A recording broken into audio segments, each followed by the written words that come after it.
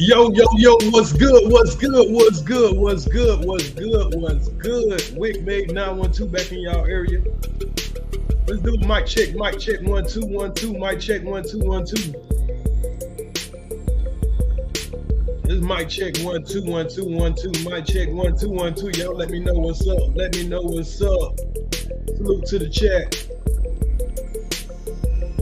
Salute to the chat, Alack. Y'all let me know what's up, man. Y'all let me know y'all can hear me good. Before I get started, we gonna get into this YouTube street news. It's always something going on in the world. It just matter who reported to you. Y'all rocking with Earz to the street right now, so we gonna bring y'all some YouTube news. We gonna do another live after this, y'all. We gonna do another live after this. We gonna get a little messy. We gonna get a little messy with the next live, but for right now, we gonna go ahead and do our regular content.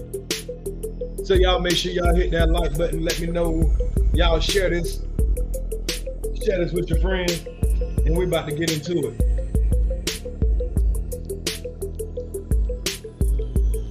Let me make sure I hit my music real quick. All right. So it's a rainy day in Florida, man, and I'm feeling wonderful. I'm definitely feeling wonderful. But y'all give me 2 more minutes and we're gonna get into the story. So y'all check out the merchandise and I'll be right back.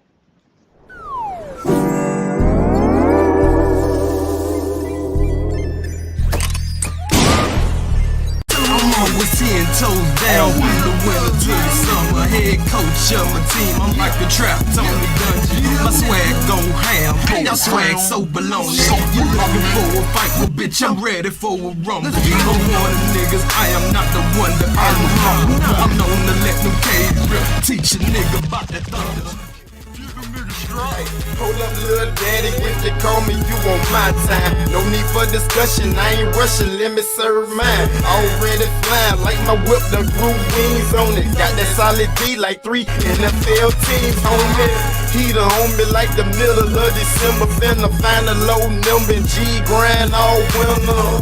I'm cooking dinners and I ain't talking about soul food. And get your mans to holler, serve who, bitch, I don't know you. Street smart, you know I study these streets, but get real ignorant when I'm fucking over niggas' beats. We athletes fuck around and get rolled over. Miami Heat to push a front line like a bulldozer. Yeah, nigga, respect me, call me shit. Playing what you chillin', my heart like an igloo. My game Gensu, I going full of carnage, yeah. Some big shit, homeboy like an elephant ass, yeah. And I'm the gas in your auto, and I don't need luck, you rub the wood on the palo. You think about competing, make it hard for you to swallow my amigo like a pasta. You can get it when you're out. Your lady up and yada by the way she bust it open. Got me feeling like the man, I leave that pussy smoke. A nigga coasting, pockets on cruise control, and GA 95 with a load of blow.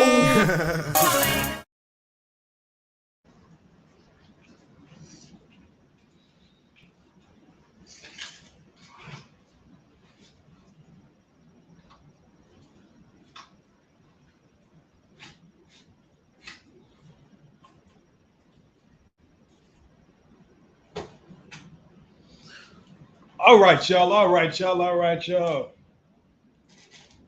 Got my blunt ready. About to roll up this extendo. So let's get into these stories, y'all. It's a lot of stuff going on, especially in the hip hop community, man. So let's get to these line ass rappers. Let's get to some of these line ass rappers, some of these Kevlo-like type rappers. We getting into the Kevlo type rappers, y'all. The Kevlo type rappers. Let's start off with our first Kevlo type rapper. Let's start out with our first Kevlo type rapper. Because we know this nigga the police. Straight up police. I'm talking about nothing less than a damn police. Nothing less than a motherfucker officer. Officer Low. That's what we need to call that nigga. Officer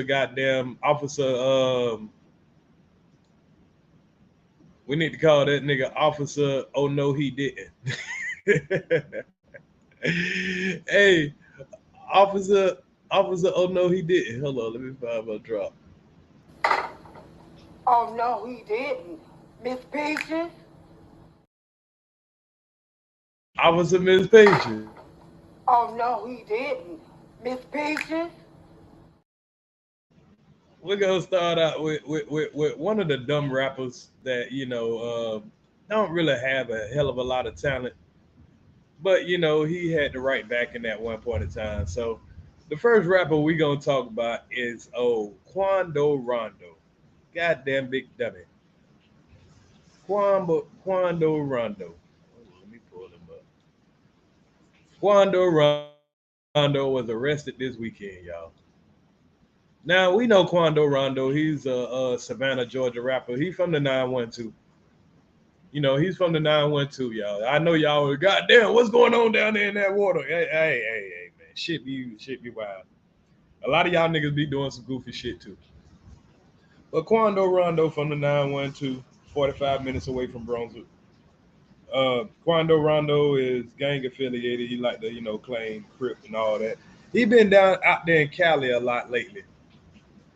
Yeah, he been out there in Cali a lot lately. Now, about a year ago, Quando was out there in Cali, and he denounced his association to the Rolling 60s Crip.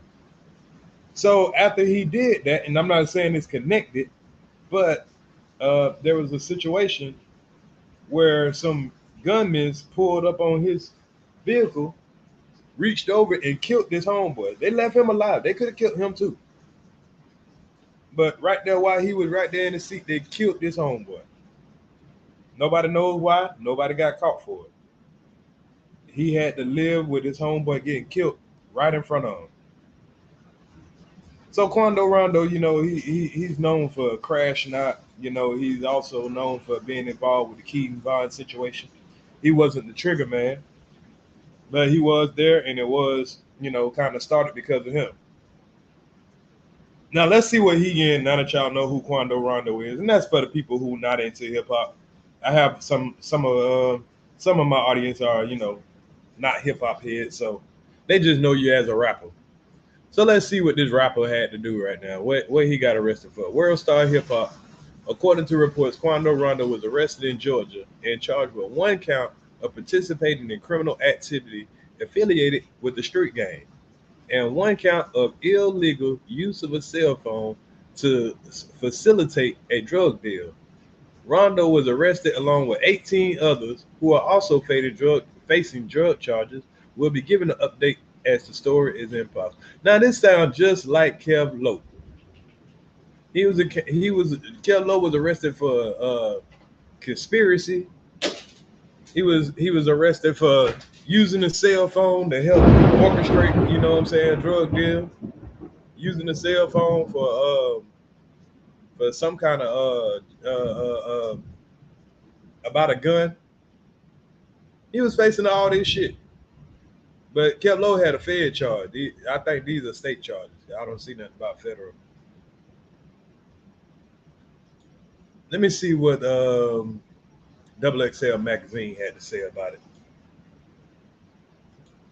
And it also seemed like he been crashing out about some woman he been talking about. I don't know what that's all about, but we'll see.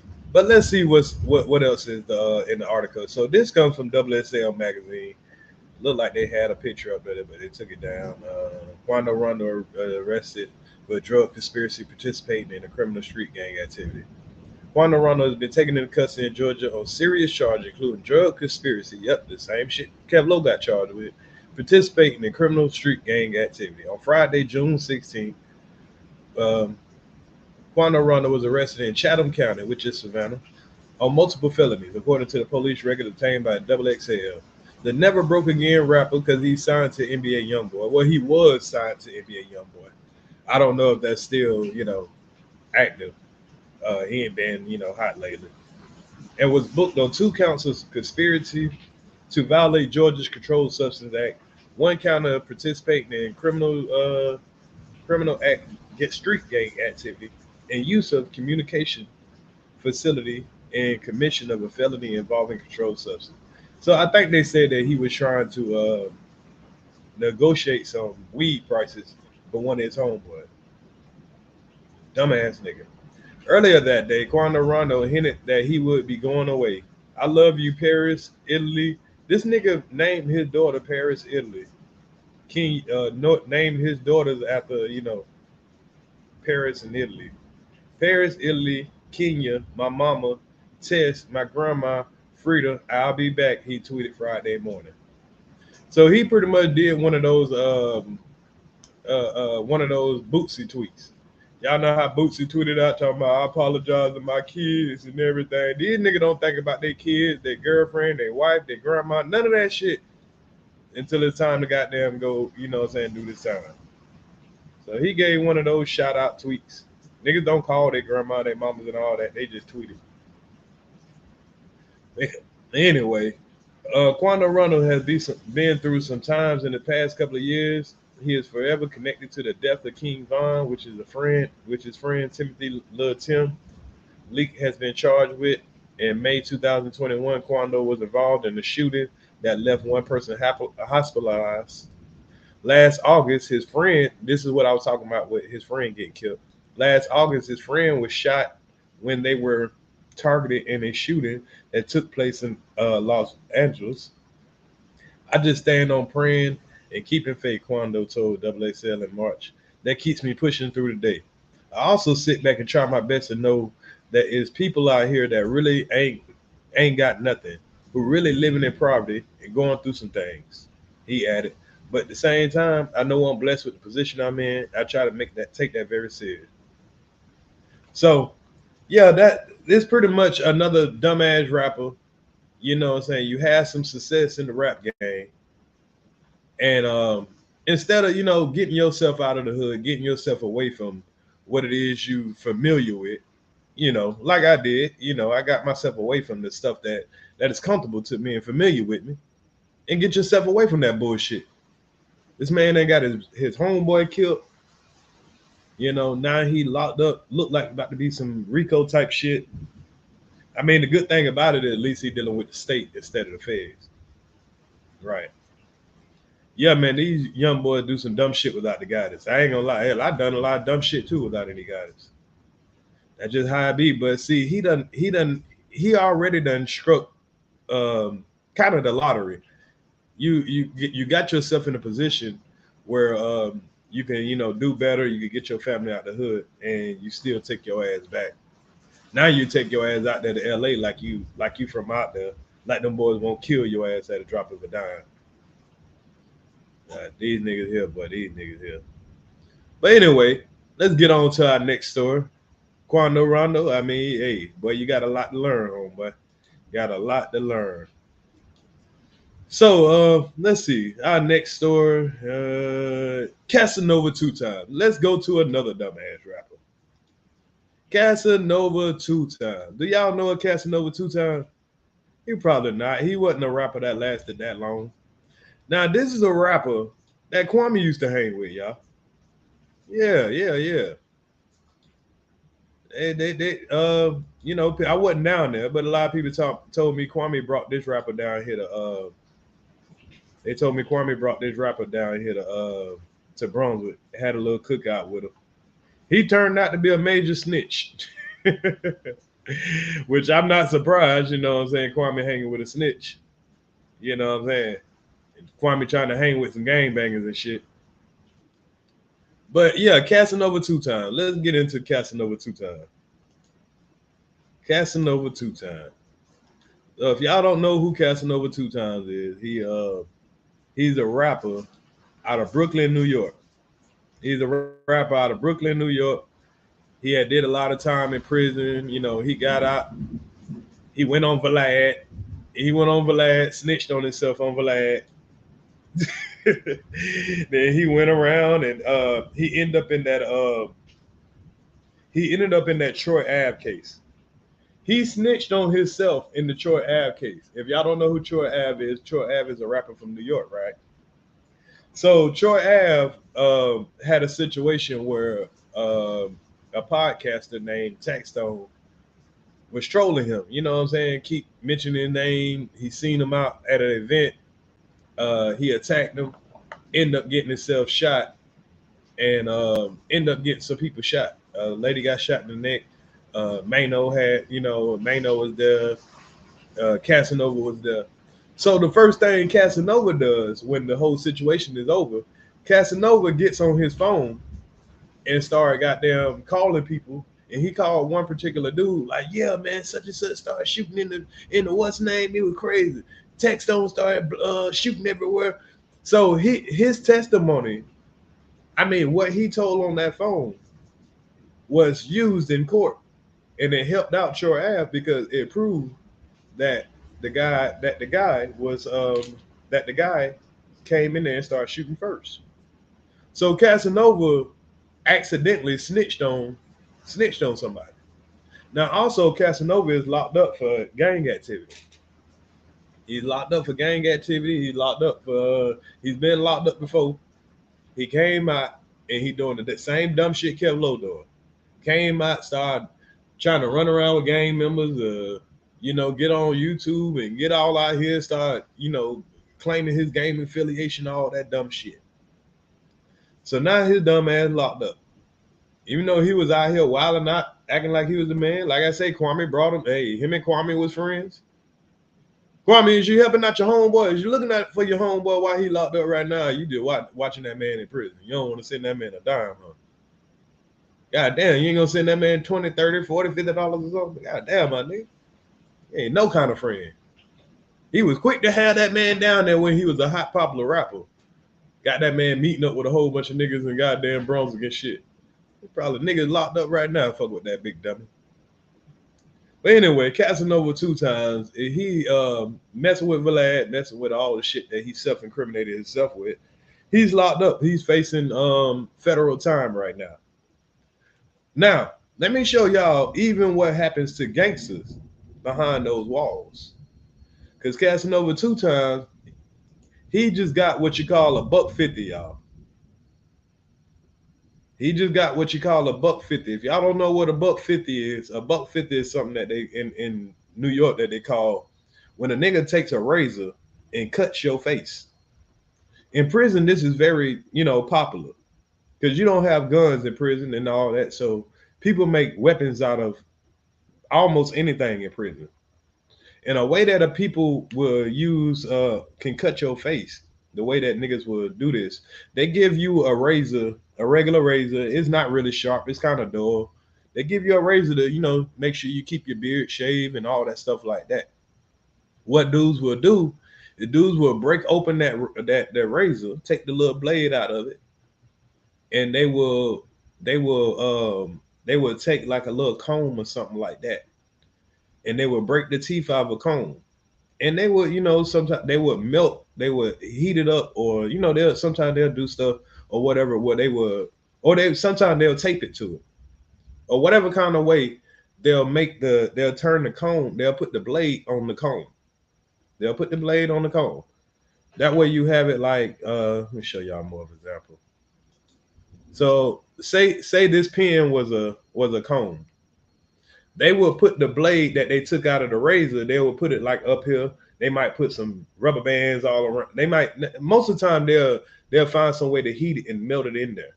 That way it's in there, you know what I'm saying? So that way they can conceal this pen, you know what I mean? And then they just walk up to you. You don't even know what happened. You might be getting your breakfast or something. Nigga just walk up to you and like, shoo. You don't know what happened. You just, oh shit, you just feel the heat on your face. And I'm speaking because I've known niggas that have had this done to them. You know what I'm saying, and describe it to me. Nigga just, pass by your ass. You don't even see it coming. Nigga just hit your ass. You like, oh shit. You don't know what to look. You don't know what. You can't look out that eye. You holding that shit. That little slight look. And see, really dirty niggas. I'm gonna tell you how really dirty niggas do in prison. Really dirty niggas will take that razor once they put it on that comb and all that, and they'll dip it in some shit. I mean, literal shit. Like they'll take a shit, they'll put that razor in there, because what it does is now when they cut you, you immediately get affected. So they'll cut you with a shitty blade. So you immediately get affected. Niggas are dirty. I'm talking about, boy, prison is a dangerous, scary place. So you gotta watch who you affiliating yourself with. You gotta watch the type of shit you say, do all that shit. Niggas don't give a fuck how big or small you is. Nigga would take a razor, put some shit on that razor, or they'll get any piece of metal. Some people get to go out and work on stuff like work at the tag place or whatever, so they can get a piece of metal from the tag place and they'll sneak that shit back in. Or any kind of metal. They'll put that shit on something. They'll break something off something. Niggas be in that bitch with shanks this goddamn long. Shit that damn long. Ready to stick in your motherfucking ass. Them niggas would dip that shit in some feces and stab your ass with it. That way when it's inside of you, it's immediately affecting you. You stab a nigga with a shitty goddamn shank, that nigga most likely gonna die from the infection. But anyway, I was taking y'all down through a story so y'all can tell y'all kids, hey, this ain't something you think you out here thugging with your gun and all that shit like that. When you get behind those walls, it ain't no gun. It ain't no gun. You bet your knife play better be up to par. You better be ready to go hand to hand. You better be ready to put some soap in a sock, because that's what niggas will do to you in there. Niggas will put soap in the sock, tie that motherfucker up, and come and bust your ass inside the goddamn head. That bitch like a brick. Niggas make all kind of weapons behind the walls. So y'all let your boys know that ain't somewhere you want to be. You think you tough out here with your gun. But when you get in there with grown ass men, you young, you 19, you 18, 19, 20, you ain't in your full form yet. Nah, you ain't in your full form. When I went into prison, I was like 175 pounds. I wasn't in my full form. I wasn't no full grown ass man. But you in there with full grown ass man, and ain't no niggas gonna take no pity on your motherfucking ass. Nigga will beat the shit out your motherfucking ass, kill your ass in that bitch. You ain't got no gun. Yeah. You see a nigga get cut with that knife, homeboy, that make you want to go ahead and become a law-abiding citizen. You see a nigga get gutted up, yeah, you gonna be like, all right, I think I'm gonna go home and act right this time. But anyway, casnova 2 times. That's what we were talking about. So him in prison, y'all, he's a tough motherfucker out here. But there's always a more violent motherfucker in that prison cell. There's always a more violent motherfucker in that prison cell. Because niggas in there for violence. They ain't in there for being good people. But anyway, let's get into this article. Exclusive. Renewed scrutiny on the hold on, let me speed this up just a little bit. Turn some music on. Fair use, fair use. This is for educational purposes. Hold on, let me hit my music just a little bit. Tap my music just a little bit. Fair use, fair use. This is for educational purposes.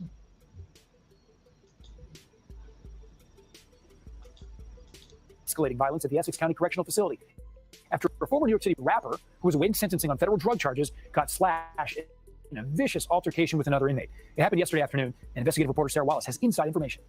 I'm gonna rewind that back. Y'all, my bad. I forgot I didn't have it up. We're back with an I-Team exclusive. Renewed scrutiny on escalating violence at the Essex County Correctional Facility after a former New York City rapper who was awaiting sentencing on federal drug charges got slashed in a vicious altercation with another inmate. It happened yesterday afternoon, and investigative reporter Sarah Wallace has inside information.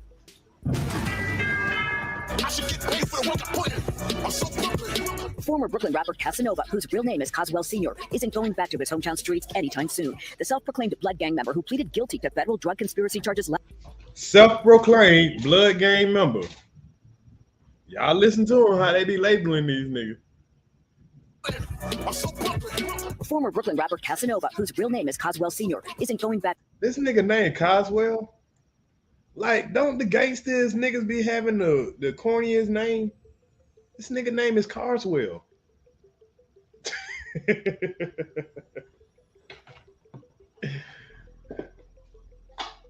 These niggas be having some Poindexter name. I wouldn't be surprised if one of these gangsta ass niggas' name be Poindexter. To his hometown streets anytime soon. The self-proclaimed blood gang member who pleaded guilty to federal drug conspiracy charges last year was involved in a vicious fight yesterday at the Essex County Correctional Facility in Newark. These internal reports from correction officers say Senior was slashed with a weapon by another inmate, Ulysses Lugo, and then chased him down with the help of others. We spoke with one officer who responded to this. Hold on. So while inmate Senior was on top of the inmate Lugo, cut inmate Lugo face. inmate Lugo's face several times. So when the dude cut him, it looked like Casanova bucked on that nigga and started getting on top of that nigga and started cutting him.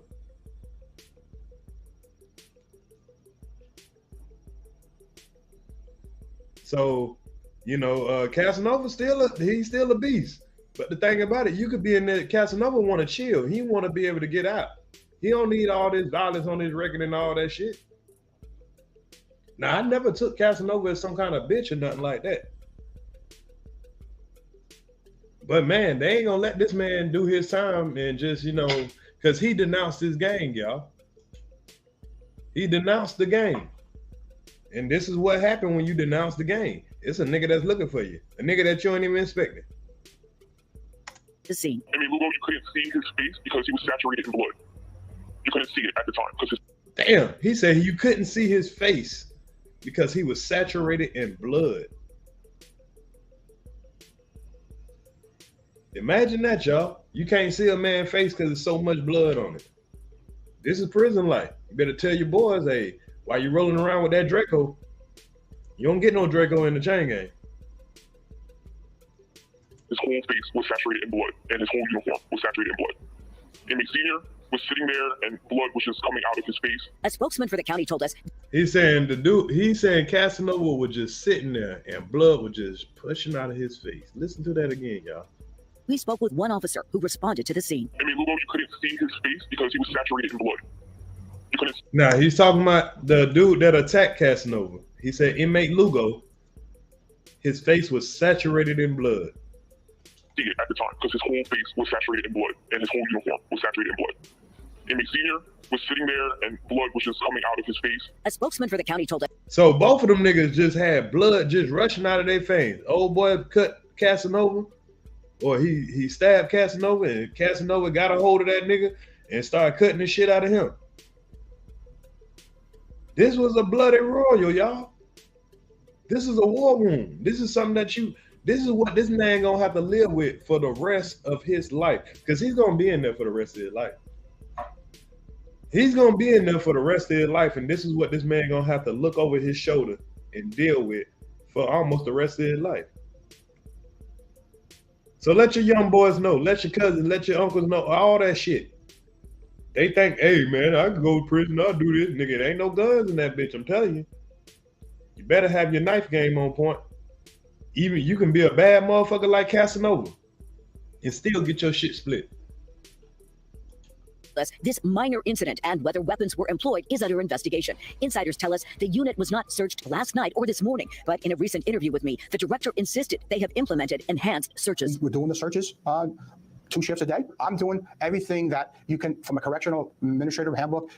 Done. And then there's the issue of officer training. Retired Correction Lieutenant Jim Carisi reiterated what we've highlighted in recent stories. Took a 4-month officer with no academy training, and we put her alone with 64 federal prisoners who she has no idea who they are or what they're there for. In January, state law will require correction officers to go through the police academy before they oversee inmates. But in the meantime, the numbers are disturbing. Since March, before yesterday, there were 17 codes, inmate on inmate assaults or inmate on officer assaults. Ironically, yesterday's violence came on the same day that a jury found 3 inmates guilty of the 2021 jail beating of Jayshawn Boyd. 2 were convicted of attempted murder.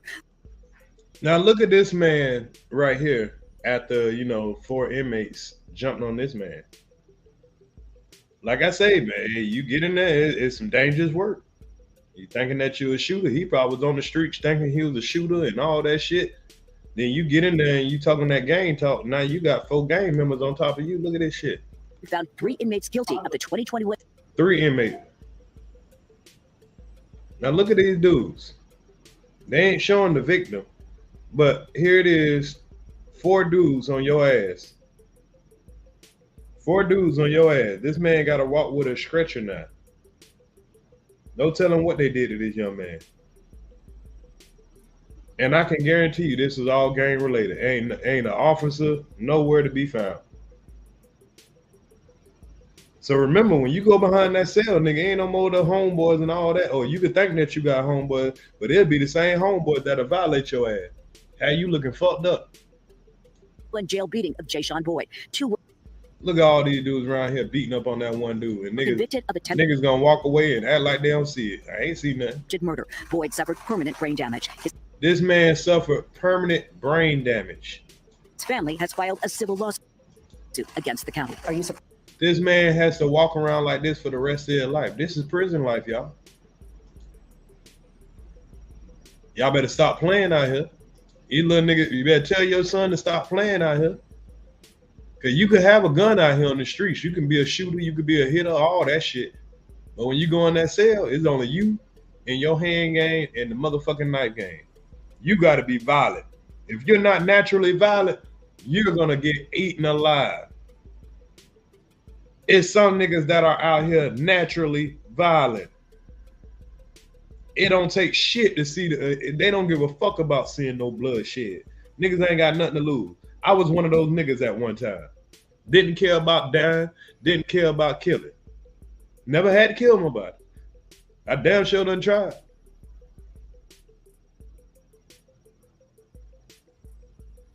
So, you know what I'm saying? Y'all gotta know this street life, yeah, it's a thin line between goddamn, you know, just being a normal old dude on the sidewalk, between you joining those gangs and you get to throw up all the signs and you think that niggas got your back everywhere and all that shit is all fun and game. Then when they separate you from the niggas and you gotta put out your true colors,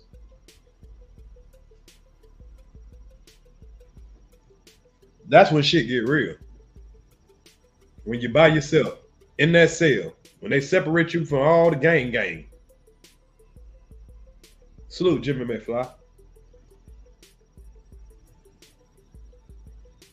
But yeah, Casanova, you know, he got attacked, but it looked like he ain't too much of a victim because he did get his get back immediately.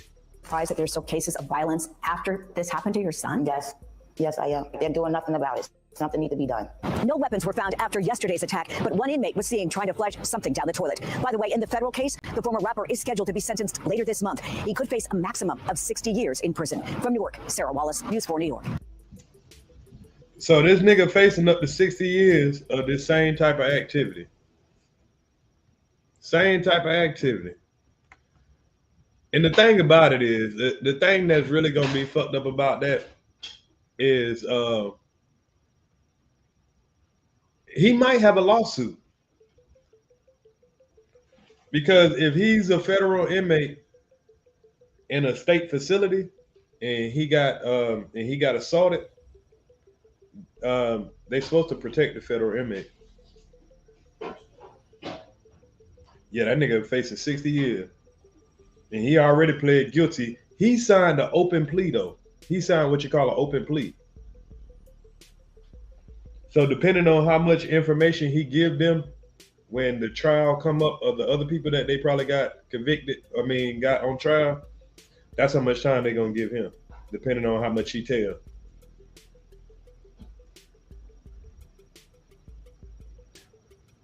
They can give him up to 60 years though.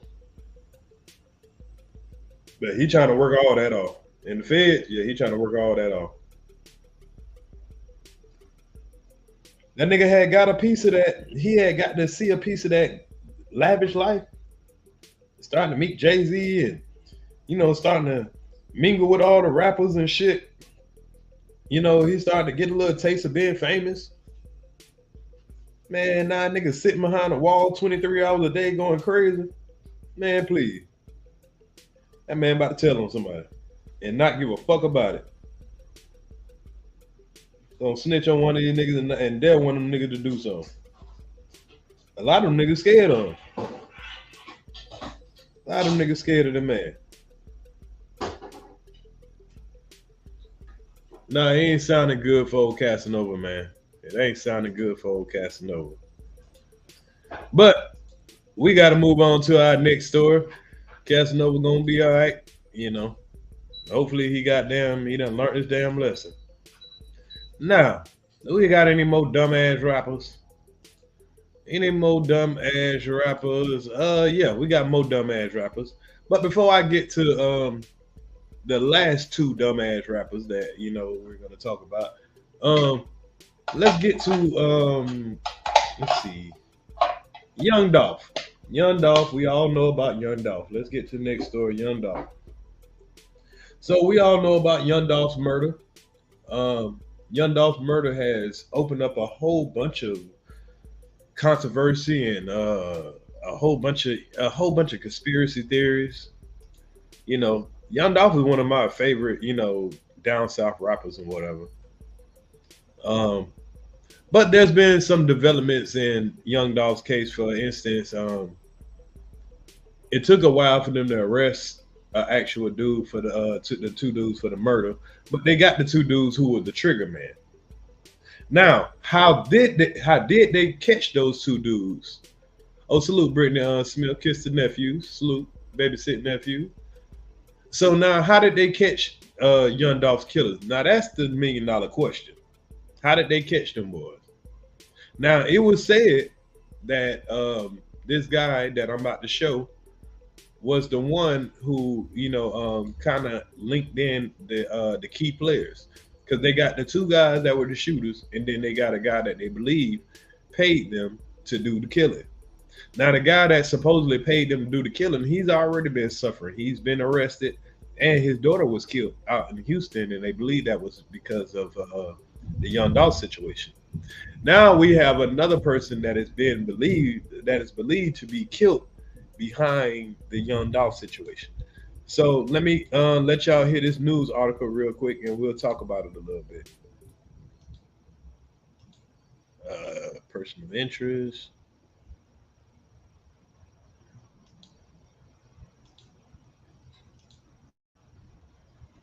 All right, fair use, fair use.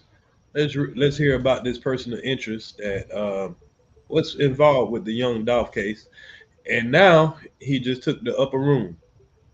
The upper room when Jesus calls. That upper room. They called him to the upper room, y'all. Named as a person of interest in Young Dolph's murder has now also been killed. Family members confirmed Joshua Taylor was found shot and killed at Orange Mound yesterday afternoon, leaving that community on edge as they worry who might be next. WRG's chief investigator Jessica Gertler uncovered some new details about Taylor and his possible connection to that Young Dolph case. What do you know, Jess? Well, Greg, this goes back to February 2022. Joshua Taylor was named as a person of interest in Young Dolph's death, but he was never charged. Tonight, police are remaining tight-lipped about this latest incident. So he was a person of interest. He wasn't a suspect. They knew who shot, but he was a person of interest. Never been arrested for some reason. But that's because I think he gave up a little information. Loved ones shared these photos of Joshua Taylor, the father of two, the latest victim of gun violence in Memphis. They were too upset. Father of two. Man.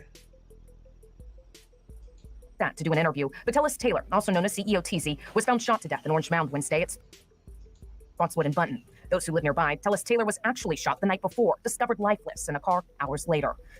So you can get shot at night in a regular neighborhood and niggas don't find you till the next day, 1 o'clock. This man got shot at 8 o'clock at night. Ain't nobody noticed this man sitting there dead until the next day. He says the investigation is ongoing, refusing to answer any questions about the case or whether it has any link to Memphis rapper Young Dolph. In November 2021, Dolph was killed outside a South Memphis cookie store. 3 months later, MPD called Taylor and another man persons of interest. Taylor was reportedly questioned but never charged. Those close to the case tell us Taylor is part of a group, the same group linked to the suspects charged in connection with Dolph's murder. So the guy, he is part of the group that they feel like is linked to the murder of Young Dolph. They feel like he has something to do with it. MPD called Taylor. We're winding it back a little bit. Shot the night before, discovered lifeless in a car hours later. MPD says the investigation is ongoing, refusing to answer any questions about the case or whether it has any link to Memphis rapper Young Dolph. In November 2021, Dolph was killed outside a South Memphis cookie store. 3 months later, MPD called Taylor and another man persons of interest. Taylor was reportedly questioned but never charged. Those close to the case tell us Taylor is part of a group, the same group linked to the suspects charged in connection with Dolph's murder. It's awful. Taylor's death has left the community on edge, as many fear the violence isn't over, that retaliation will only continue. Last week, DeMarcus Johnson pleaded guilty to 3 counts of accessory after the fact in Dolph's. We went over that, y'all. We went over this dude. There's a lot of people that are dying and getting locked up behind in the name of Dolph. Not saying that he's responsible, because, you know, he didn't ask nobody to come and shoot him up.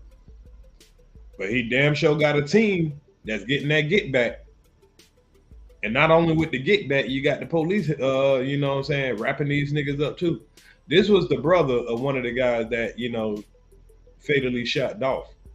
He helped the dude. He helped the guy talk to his parole officer. He was using another phone to talk, letting him talk to his parole officer, so the parole officer didn't know he was on the run. What else he did? He collected the money from the other guy that was paying them off, and he did the money exchanges. So this guy here is facing 6 to 12 years for his cooperation. He got off like a fat rat, which they're gonna be looking at him like a fat rat. They probably aiming at his head right now. But they dropped his bond down to $25,000 for his cooperation, and now this man is home with his family and just ducking off. He snitched proudly. Murder. Johnson was accused of helping the alleged shooters, one of them being his half-brother, get away. He has to tell the truth. That's what this deal, this was the guilty plea is hinged on. His he has to tell the truth. Demarcus Johnson is out on bond. He'll be sentenced in August. He asked the DA's office if he'll get any protection, but haven't heard back. So they asked the DA office, "Hey man, y'all gonna protect this man?" Oh, we ain't gotta talk about that. They don't gotta protect him. They got his statement on video. He go out there and get killed. They don't give a fuck. And going back to Taylor's killing that happened yesterday, loved ones tell us this loss has really hit them hard. They're just devastated, especially for his children. Now, Greg, I just checked my email, and I did hear back from the DA's office. They were saying they're limited on what they can say, so their investigation isn't compromised. But of course, we're going to continue to press for answers. Yeah, and you're right. Those left behind are always the ones who suffer the most. Yeah. All right, Jess, thanks. And that's the fact. Those who left behind always are the ones who suffer the most. This man left behind 2 kids. He was out there wanting to gang bang and do all the extra shit. And this is where it leaves you, y'all. Y'all think this rap life is for everybody? Y'all think that rap life for everybody? That's why I didn't want to become a rapper. I like rapping. Don't get me wrong. I like making music and all that. I don't want to do no shows. I don't want to get the popular. I ain't trying to do all that. It seems like you need a gang to be a rapper these days, or you're going to get it started by the gang. But RIP to Young Dolph, man. I will bring y'all any more developing news on the Young Dolph situation. I just wanted to bring y'all that and let y'all, you know what I'm saying, know the new developments on the Young Dolph case. RIP to Young Dolph. So let's get on to our next story, y'all. Let's get on to our next story. We got about 3 more. So, y'all, we got Conor McGregor, y'all. Now, this is our next story is not about a rapper, but Conor McGregor, he might as well be a damn rapper because he stayed doing some dumbass shit. Now, Conor McGregor did 2 dumbass things, y'all. The first dumbass thing the man did is he knocked out during the Miami Heat game. He had to during the Miami Heat game, Heat versus Denver in the finals. He was invited to advertise this pain relief spray. So what he did is during the pain relief spray, he hold on, let me show y'all this. I didn't even upload this. During the halftime show, he was supposed to just lightly hit the mascot and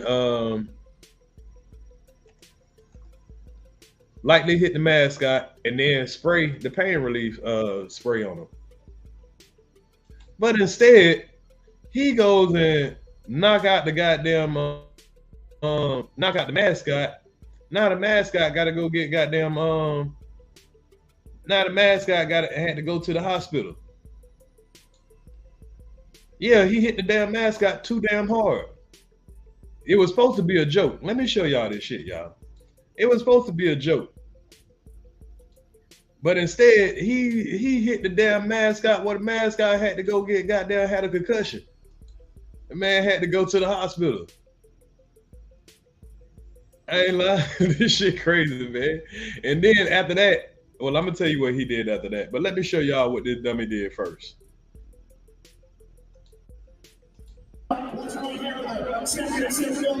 Now he's supposed to be advertising this.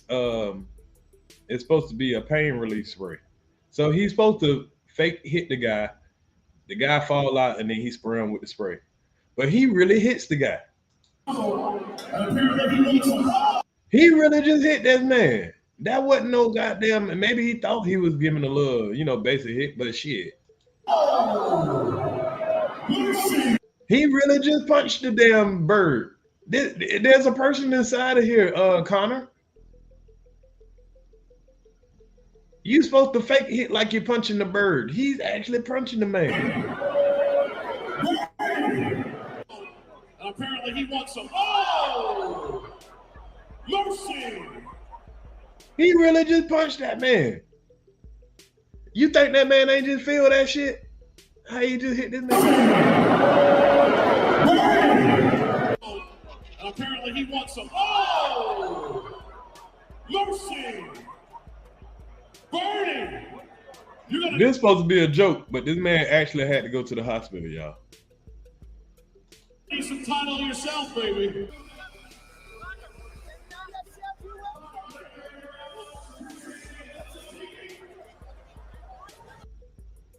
Man, I hope Floyd beat your motherfucking ass again. In Game 4 of the NBA Finals between the Miami Heat and the Denver Nuggets, Conor McGregor punched the Heat mascot, knocking him to the ground and then hitting him again.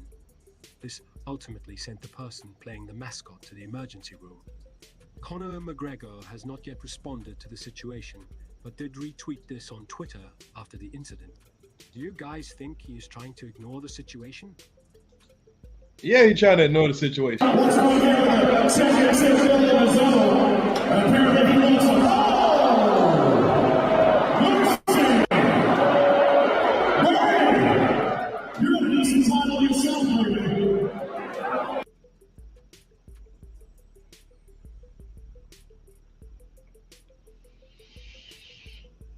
That's fucked up. That man had to go to the emergency room, for real. They thinking they dragging him out, and this is just a joke. But that man had to go to the emergency room, for real. He had to go to the emergency room, for real. Fucking weirdo ass nigga. Now let me show you how much of a weirdo Conor McGregor is, though. And I think he really is on that boogie sugar. I think he really, yeah, that's damn sure a lawsuit. But I think he really is on some dope or something, some coke or something, allegedly. Because after that, y'all, after that, oh, he about to get sued by him and somebody else, y'all. Check this out, Brittany Smith. This is what he did after that, right? He's at the game. There's a woman now that is suing him because she's accusing him of R-wording her. He's been accused of R-wording a woman, y'all. Now, let's read the article. He's accused of R-wording a woman right there at the Heat game. Right there at the Heat game. He pulls a woman into the bathroom and she accuses him of R-wording her in the bathroom while his bodyguard stopped anybody from coming in or her friend from coming in. I ain't lying about this, y'all. They got it on video. They got them on video, y'all. This is a video of Conor McGregor dragging the woman to the bathroom. They got him on video taking the woman to the bathroom with him. And the woman claims that he R-worded her. Now, let me read the article and then I'll show y'all the video. All right. At 5:02 a.m. Pacific time, Conor's attorney, Barbara R. Lanes, Gilbert, Stature, and Greenberg, PA, tells TMZ Sports. After video released by TMZ, the claimant's lawyer now has changed her story. McGregor welcomes the investigation, which is firmly believes will show claims against him are false. After not responding to the demand for money made by the claimant's counsel, she turned to the media to apply pressure. This is no more than a shakedown. It possibly can be. But you did take that woman to the bathroom, and we're going to show that. And you can't prove that you didn't take it. TMZ Sports Entertainment video shows Conor McGregor taking his rape accuser by the hand and leading her to a bathroom where she says he sexually assaulted her. The footage was shot inside the Casilla Center in Miami at around midnight, June 10, just after the Nuggets had beaten the Miami Heat in Game 4 of the NBA Finals on June 9th. In the video, you can see McGregor wearing a black tee leaving a restroom area to speak with a woman in a white shirt. After appearing to exchange words with the woman, Conor grabs her by a hand and makes a path for her to go with him inside of a bathroom. A few seconds later, the restroom door is shut without anyone else appearing to go inside. The footage ends then. TMZ Sports broke the story earlier this week. The accuser's lawyer, Adriel Mitchell, sent a demand letter claiming NBA and Miami Heat security physically forced the accuser into the restroom where McGregor proceeded to R-word her while security refused to let her exit or allow her friend to come into the bathroom with her. Wow. However, the video does not appear to show anyone forcing her into the restroom with Conor. He insists leading her by her hand, but three men who seem like security guards do assemble in front of the door in a manner that would prevent anyone from entering or exiting. According to Mitchell, McGregor accuser and the UFC star had been partying together at the club inside of the NBA arena just minutes before our video was taken. At one point during the nightclub celebration, Mitchell tells us her client took a selfie video with Conor. So I guess this will be the selfie video.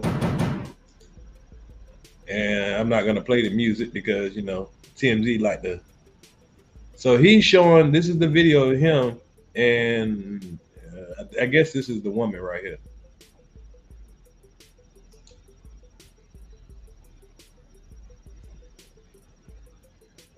Say Mitchell says, though their partying was halted when McGregor said he had to use the restroom, but shortly after he got up, a man in a Denver Nuggets jersey walked up to her and told her, Conor told me to come get you. So he's telling the girl he got to go to the bathroom, and one of his security then went to the girl like, hey, Conor wanted me to come get you.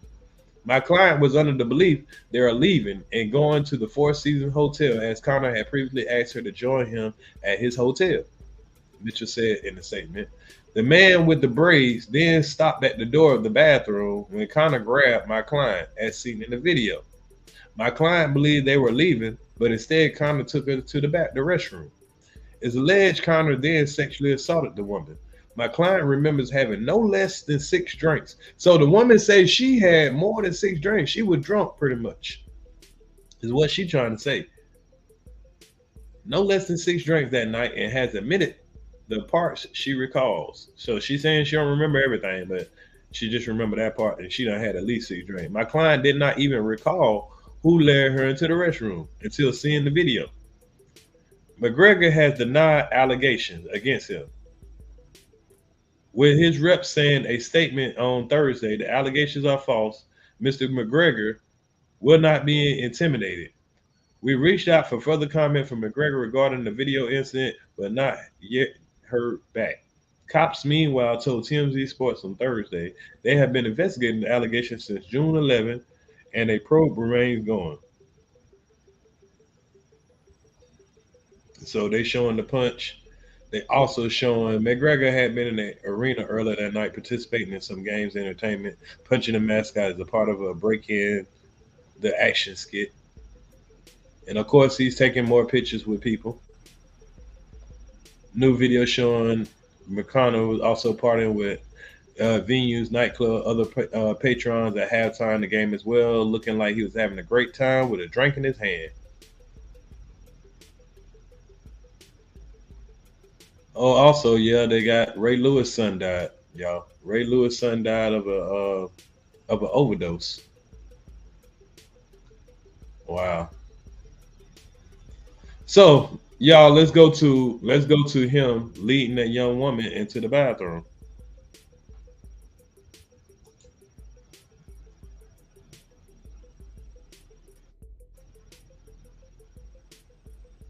Let's see.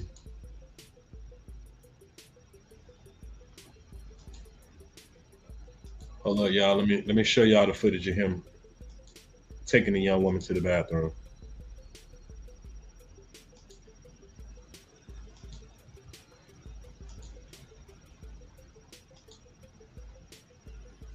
All right, y'all. As y'all can see, you got Conor McGregor right here. So watch as he goes and grab the young lady and take her to the bathroom. Watch him. The lady, she's blurred out. He's taking her. Doesn't look like she's really trying to go like that. It's looking like he's definitely grabbing her and kind of making her go.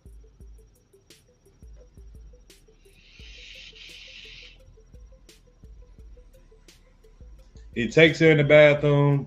He has security blocking off everything. And he could have went in the bathroom and just, you know, they could have had a little quickie or whatever. I hope he didn't go in there and have a quickie. It could have been a consensual quickie. But it's your word against her word. As y'all can see, people over there blocking the door. And he's aggressive as he's going to go get her. He's talking shit and all that.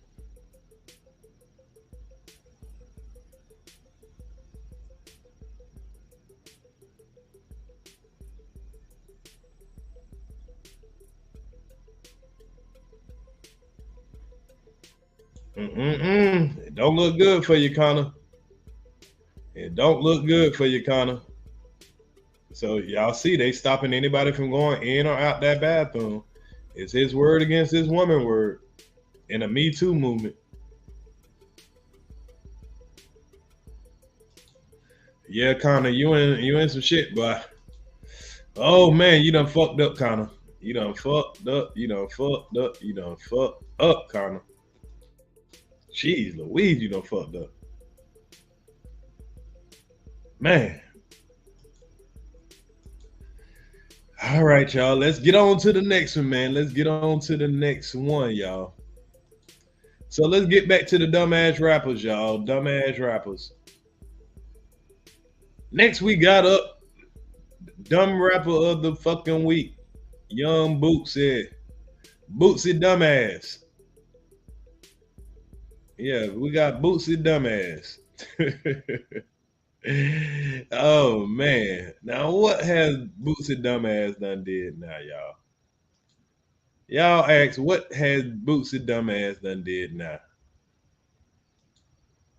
Boosie dumbass want to be the realest rapper in the world. And y'all know what happens when you want to be the realest rapper in the world. You gonna do some dumbass shit as the realest rapper in the world. Just dumb shit for no damn reason. Now let's look at Boosie dumbass. What he does trying to be the realest rapper alive. Now this is Boosie dumbass out there in San Diego, y'all. We all know Boosie dumbass went to prison and was accused of multiple murders. He also went to prison for drug charges and stuff like that.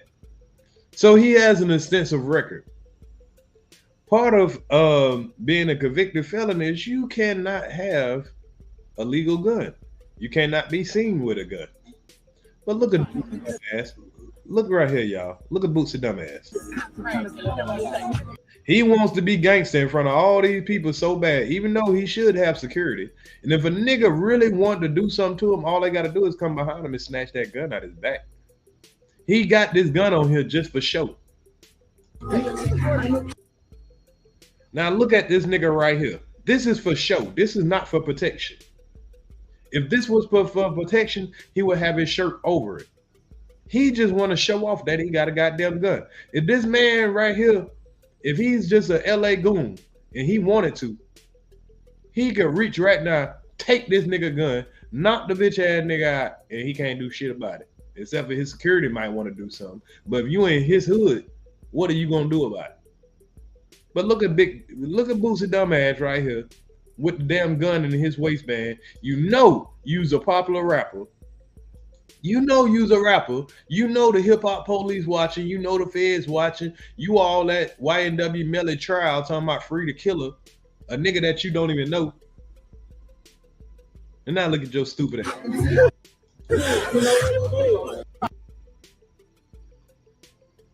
Just stupid, bro.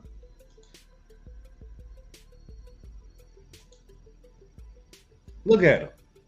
TMZ got him. And whoever took the picture of this nigga, that was the police. And we about to get into that. But somebody is taking pictures of this nigga. You got the gun right here, which is unnecessary. You could have had your shirt over that gun. If you would have had your shirt over that gun, police wouldn't have been able to say it's a real gun. I would have had on a jersey or something. Ain't no way y'all about to see this gun on me. Now the feds rely on an IG clip for a gun arrest. The feds was watching. Just like I telling y'all, the feds watching this bitch ass nigga that's over there doing all that extra shit. Yeah. Boosie badass arrested in gun case. ATF and cops use Instagram photo to arrest Boosie. Big dummy. Damn big dummy.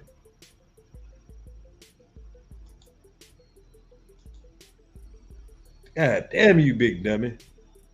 Now, Wack had something to say about this situation, and I thought it was interesting because Wack was telling about how one of the guys out there in San Diego was the one that was taking these photos of Boosie with that gun.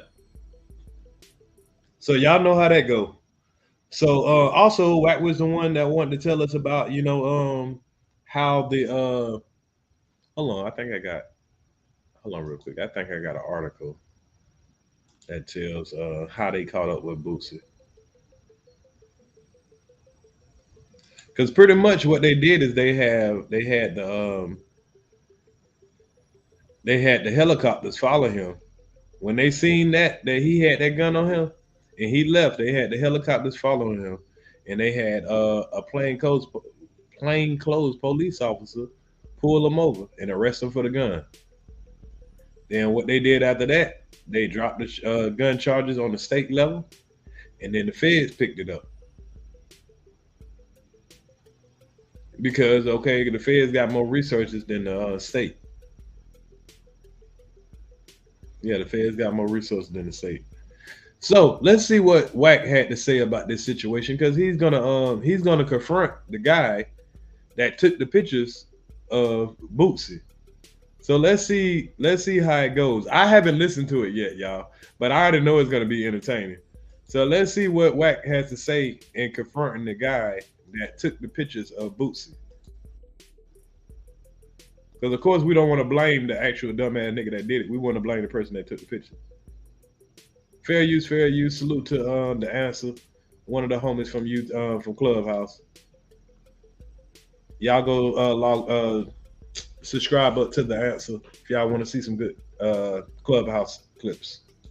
And what Boosie had on it. He comes on Clubhouse, goes back and forth with Wack. Can you answer the question, sir? Whose phone was it? Can you just answer the question, sir? I'll let y'all get to the content, man. Enjoy the show. We'll comment after. Like, comment, subscribe, man. Let's rock out. Hey, where's your ski? He up in here? Hey, I just sent the live. If y'all ask for a nigga like that, it's over with. I just sent the live right now. He should be ready. Who is he? If y'all ask for a nigga like that, it quits. KP. Like that, so the dude who was on live with Boosie. KP too? Yeah, he finna come in here. That's ice plans. He a rapper too? KP too. This is a rapper. Yeah. Oh, the rapper. You know what, Slick? Slick, it might be time for your debut, Slick. Yeah, we gonna put Slick on you. Nah, cuz. You coming in, Slick, you tell her, check this out, cuz. Where you from? Off the rip, Slick. That's the homie, cuz. He the homie. Nah, Slick. Hold on, homie. So you been to the feds, right? Hold on. So you want me to believe? Hold on. Oh, let's be. So you want me to believe that you didn't see the gun? What's going on, man? You didn't see the gun? Hold on. Because you been to the feds, right, cuz? And you gonna lie, right? And you know who this is, and you see it. And your decision is to show it on Wednesday, homie, on Wednesday. Nigga, that ain't. Hold on, cuz. Who is this? I like how you dirty Mac. They go to the fullest. I'm Dirty Mac. They go. You mean I'm Dirty Mac? They go. Who that? I love how you dirty Who is Mac. that? They go to the fullest. That's KP. We ain't Dirty Mac. They go. We talking about the holding the lie. Came here talking spicy. First of all, I'm with Dago. Ain't nobody in Dago gonna even believe it. I didn't say nothing about Yo, me. cuz to get on Wi-Fi, bro. Dago to the fullest. Who dirty Mac Dago? Wack dude? When I see you whack 100, everything you got back to say is always about somebody else. Dago. Wait, hold on. Give me something bad I said about Dago. KP, Hold on. Give me something bad I said about it. I said whoever was a federal agent holding that phone, filming Boosie behind his back is a CI. Identify Boosie. Your man said you been to the Fed. You a street. So what Fed that been to the Fed is gonna show it on live while he ain't looking? You right. And have the cops watching it. Hold on, bro. Wait up, Beach. Because all this, I get at Dago. Got real family in Dago. You said I'm on live. Hey, that nigga Beast like whack 100s. He like that nigga that be always co-signing for Kwame. What's that nigga name? That Anthony Hutchinson weirdo. Yeah, boy, I'm talking about Clubhouse. Boy, some real meat gobblers on that bit. I was on live. Yeah. I was never on live. Get your story. Was that your live? Before you start talking, bro. They said that was your live. Was that your live? Boosie was on live himself the whole. No, you. I'm talking about his back hurt. I'm talking about his back hurt. Who phone was that? All right. If you go to the. Who phone was that? Nigga, who phone was that? Nigga, who phone was that? Nigga, was that you goddamn filming that man from his back and his side? Because that man was live on his phone. You couldn't see his gun. Was that you or not? Who phone was that? Who phone was that? Nobody told that walk around like John Wick. Oh, here we go. That don't sound right. Oh, that don't sound right. Yeah. When that nigga say nobody told that nigga to do all this and that, yeah, that mean goddamn nigga. You know you done did some shit, fucked up shit. Oh yeah, this nigga know he done fucked up now. Oh, Wack about to get this nigga the business. This the nigga over here, y'all. This the nigga right here. That don't sound. You making excuses right there. This Southeast said, yeah. Who phone was that? Who phone was that on live? Was that your phone? No, he in the Gouda. I mean, he in the blender. Was that your phone? Was that your phone? Whatever you say. Yep, it was. The one showing from the back. You work with the police every day. The one, yes or no? Was that your phone? CIKP police. I'm asking you a question. Was that your phone? You content now. Now I'm gonna make you content, nigga. Did you gonna put money on Boosie book for lining him up? How much time you get off? Who you working for? Hey, you a hater. Was that your phone? Was that your phone? Yes or no? Why won't he identify him with his phone? That was his phone. We know it's his phone. Was that your phone showing that man on his back? Hey, Steve, go get your boy some Wi-Fi, man. Yeah, I was trying to tell him you gotta turn your Wi-Fi. Whatever you say, bro. Whatever you say. No, was that your phone? Go get some Wi-Fi, man. Was that your phone? Yes or no? Yes or no? Turn your Wi-Fi off, bro. Why you deflecting? Why you deflecting? Why you deflecting? Was that your phone? We in Hip Hop Bridge. This the home of rock star. What you mean hate no Dago? Where that come from, bro? Where I hate no Dago at? When did he hate no Dago at?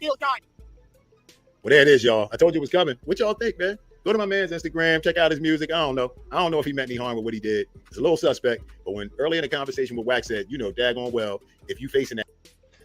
Now, like you say, man, he might have not have meant no bad intention. He might have just been an idiot ass nigga.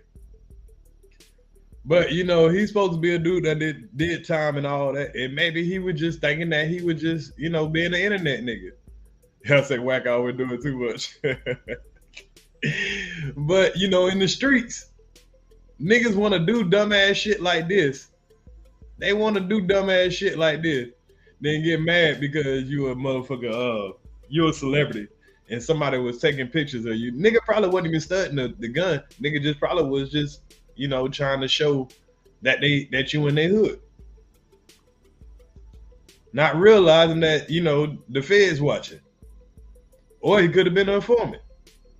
I don't know. We'll find that out in the we'll find that out when it's around that time. When it's time for court time, we'll find that out.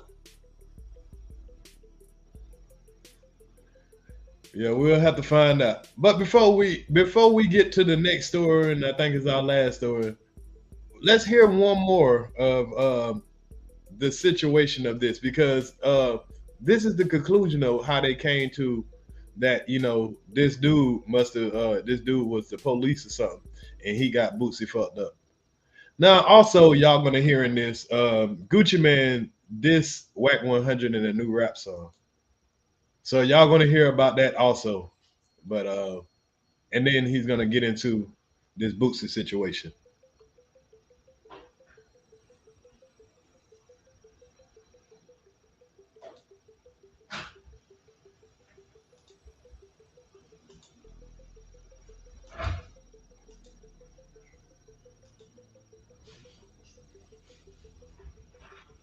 Oh, hold on a minute.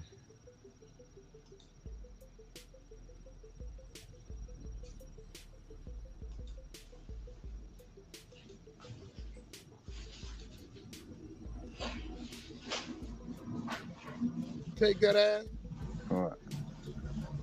That nigga was in there writing and needed something to write. Take that ass. It's just fun. Oh. Salute the toxic media, man. Y'all can sub up the toxic media for good content creation. But yeah, this is wack100 talking about Gucci Man putting him in a song, saying something about him in a song. He doesn't diss you, like it's just fun. Oh. No, that's that's all. I know what I take that ass. What? That nigga was in there writing and needed something to rhyme. That's it. And he know I ain't gonna give a fuck. He was laughing when I called him. He laughed. He said, "You a smart nigga, Wack." He said, "My phone blowing up. Nigga, that nigga Wack say whoop de whoop de whoop." And I'm sitting there, I'm talking about White. He said, "Baby, when you look at this post, what you see?" I said, "Now remember, this is Wack." So she looking at it. He said, "Oh, he's sending everybody to go stream the song. They want to hear what you have to say." That part. See, Rock, you got to learn. Listen, it's always something. Yeah. Now, if I call Gucci and told Gucci, I need you to do something with Young Magnificent, this up and coming artist, know what he gonna do? He gonna do it. He gonna do it. Yeah. Find out on the next episode of Real Nigga Boots. Wack100 is a social. When a nigga say Wack, so you telling me Wack100 is a social media nigga? Absolutely. Hell yeah, I'm one too. He was created in 2010.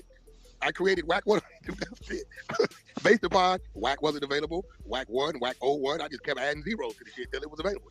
That's how Wack100 was created. It's real shit. So if you go back to early Ray J shit, you won't hear no Wack100. Get Wack.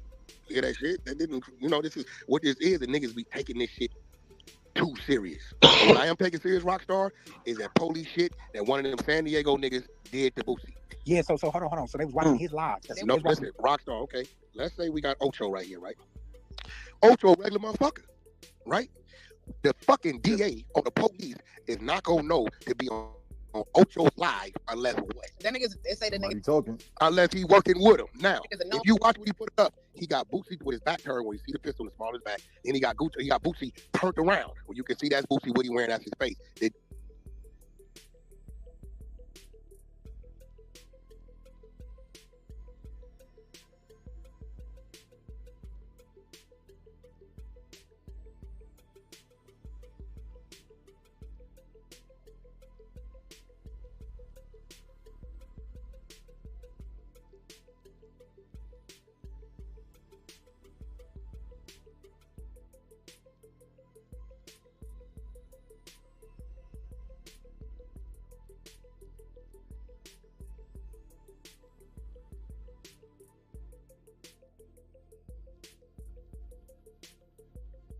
DA used the live as probable cause to search the vehicle, which means that nigga holding that camera on that live is a CI. And that nigga be doing. He's a reliable source. He be doing videos for all the Southeast niggas. No. Oh damn, y'all! My bad. I was muted. Damn. My fault, y'all. My fault. But ain't the nigga that was doing the video. It's the nigga who lied. The nigga with the cameras in front of Boosie. Yeah, I know you're talking about. It's the nigga who ever lied. That is, he hot. Yeah, and he in the hood. Hey, that's what I said. I said they can't be watching Boosie live. No, it's not Boosie live. It's that nigga. Now, Rock. Now, let me show you why I just did all my movement. Now, watch this. Go to the park. Huh? I don't know who the bitch. I don't know. Yeah, so the nigga. So look, you go to the park, right? Yeah. This nigga. Yeah, my nigga Rock. But see, that could have happened with anybody though. That could have been a little kid, you know what I'm saying, filming Boosie. And being that it's Boosie, a lot of people can view it, even a police officer. So just because it ain't Boosie that's doing it, that don't mean the person that filmed it got to be the police or some kind of informant or something. They could have just been filming the fact that, this is a little Boosie in my neighborhood. Not even really catching on to the fact that the nigga got a gun on him. They probably just don't care. Like, okay, well, nigga got this gun on him. That's normal. Nigga ain't like, ooh, that nigga gonna go to jail. There ain't nobody around there like that. Nigga like, okay, shit. That nigga must know something. He cool. He good. That's his life. Store right here, yeah, my nigga, you know, he being AZ, yeah, my little nigga Big D-Dog just got out, did 10 years. This nigga sitting here while them folks watching, identifying everybody that's around. Yeah. Look, license plate numbers, cars. So now 2 things gotta happen. Nigga gotta kill them phones when they're around, or you gotta stop being around when it's going down.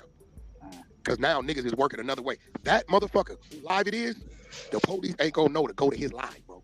That nigga's hot. He hot. So they just ain't gonna go to a random person's live on the internet. He hot. And listen, and not only that, for the DA to be able to go pick that warrant to search, it has to be, they gotta tell him this is a reliable source. He is a CI. So the dude name. Nah, I think he's scratching right there. Because I feel like just from the mere fact that they saw the gun, from the mere fact that police see the gun on video, and it's the feds, that's all they need right there. They don't need that one guy that got it on video. They got it on video. It's a shared video. It's a public video.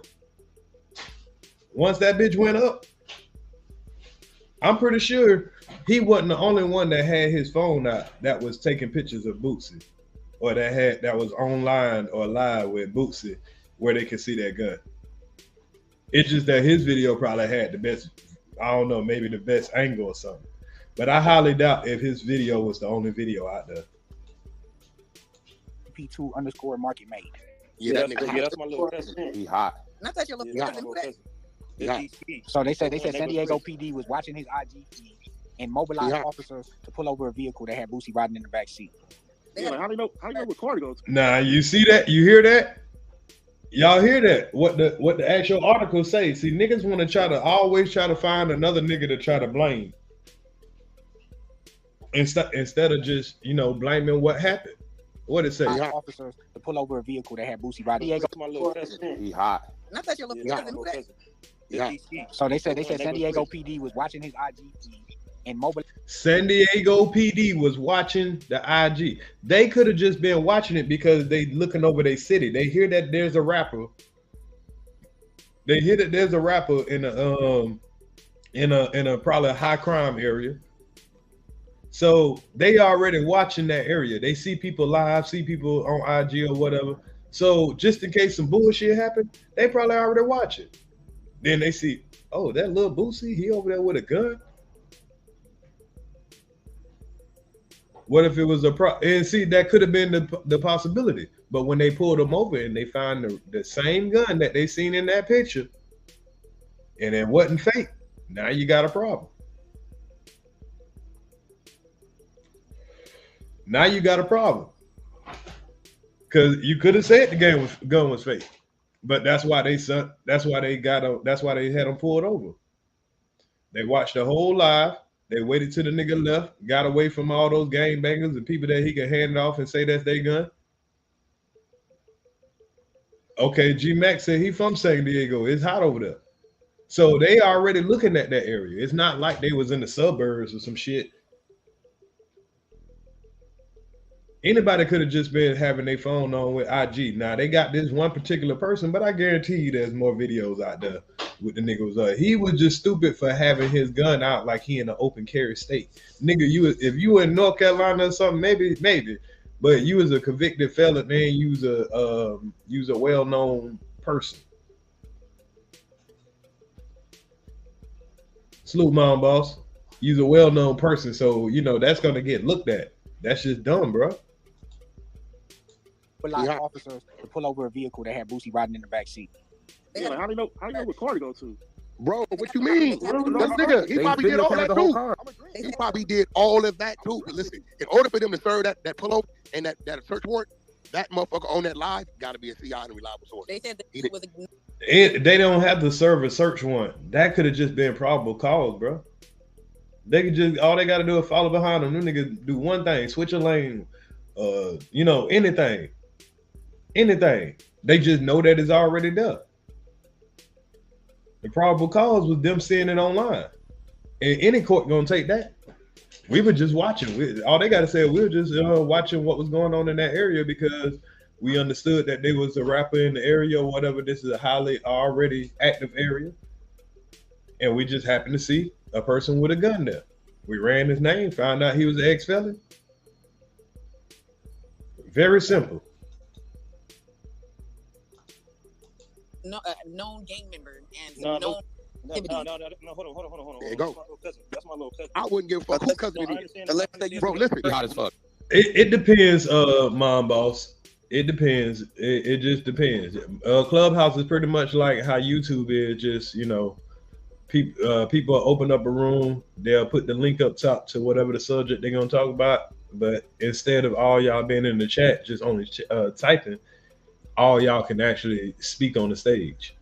You know what I'm saying? Unless I throw you down in the goop and then you can't speak, but you can listen in. And then you bring that content over here to YouTube, chop it up. You know what I'm saying? Yeah, that's how Clubhouse is. It's easier to get guests on Clubhouse because you can get somebody, you know, a celebrity or something to come on there and they ain't got to show their face. They can just talk. So it's easy to get people to participate in Clubhouse rooms.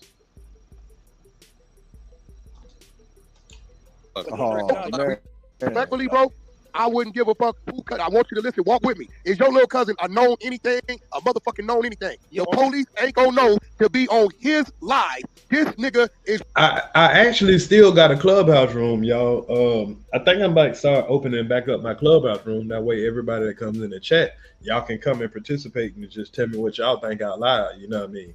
And you know, we can bring that content back over here to YouTube.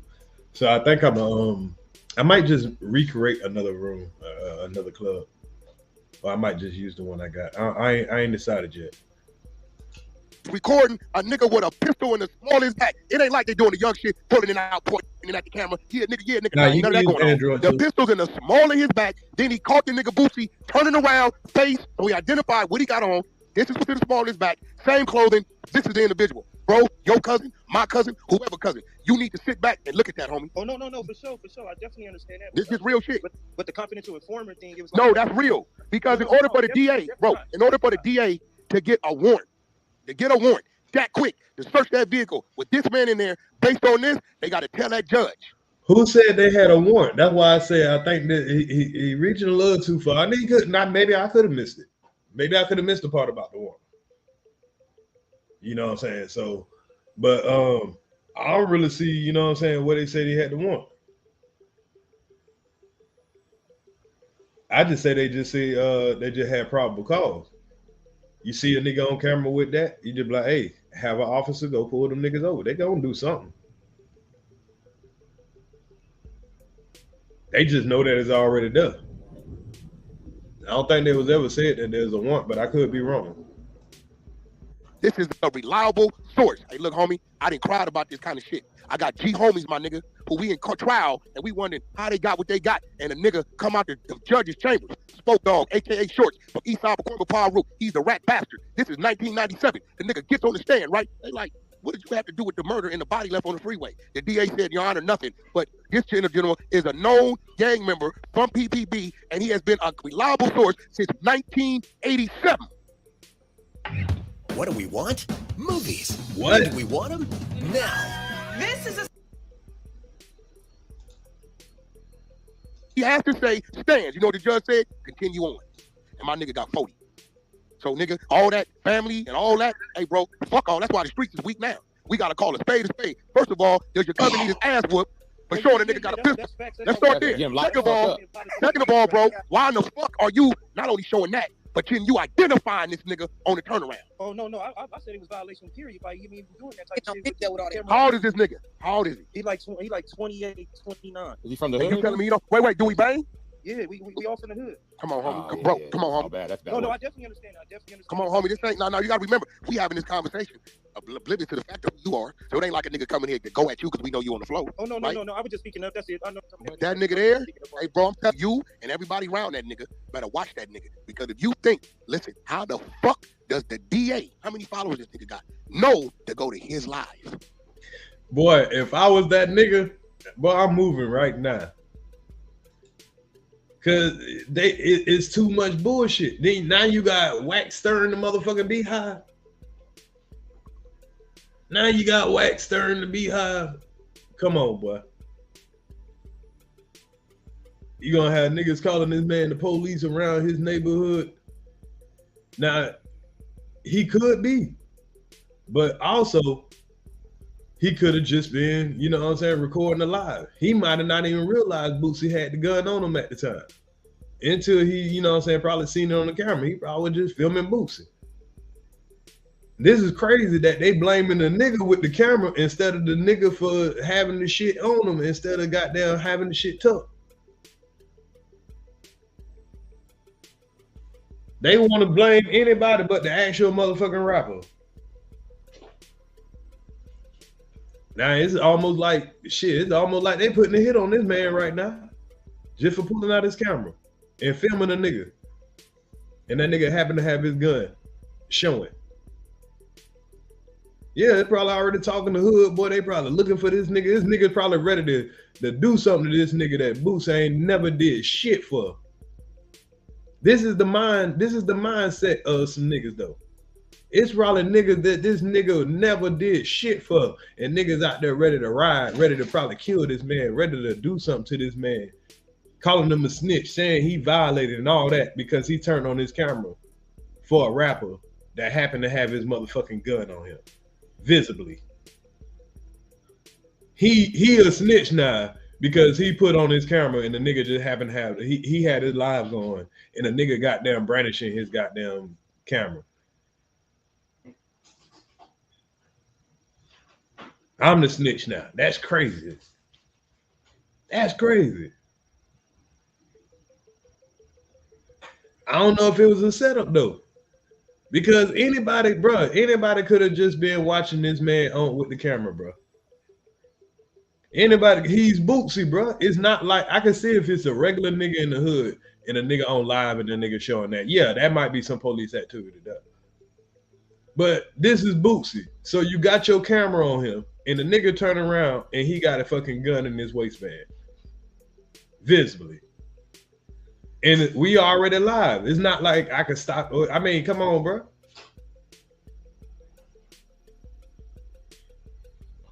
How do you blame the man, the man for turning on his camera? It's a celebrity. You gotta blame the nigga for having the gun visible. That's the nigga you should be blaming. Right. I definitely. Bro, this is just real. When it went viral. How does he know to go to his? Specifically his live. Specifically his live.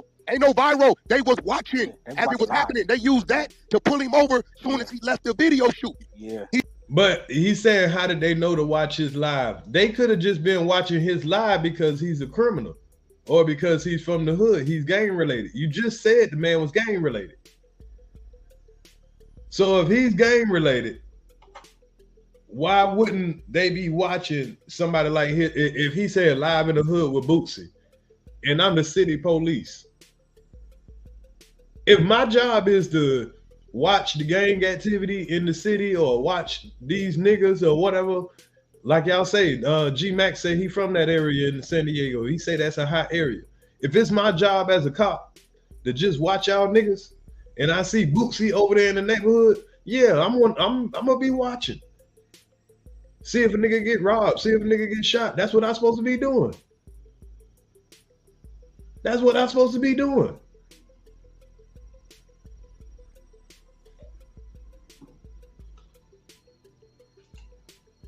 He's in the same clothes. Try to identify, he got red pants on, this, boom. This ain't no day or two later go viral, they come get him off a video. No, they use that as probable cause to pull over that vehicle that this nigga put on his live and pulled out the individual that fit the description of the motherfucker he showed had a gun in the small of his back who turned around and that's him. Now, bro, if you want to fake like you don't know what's going on?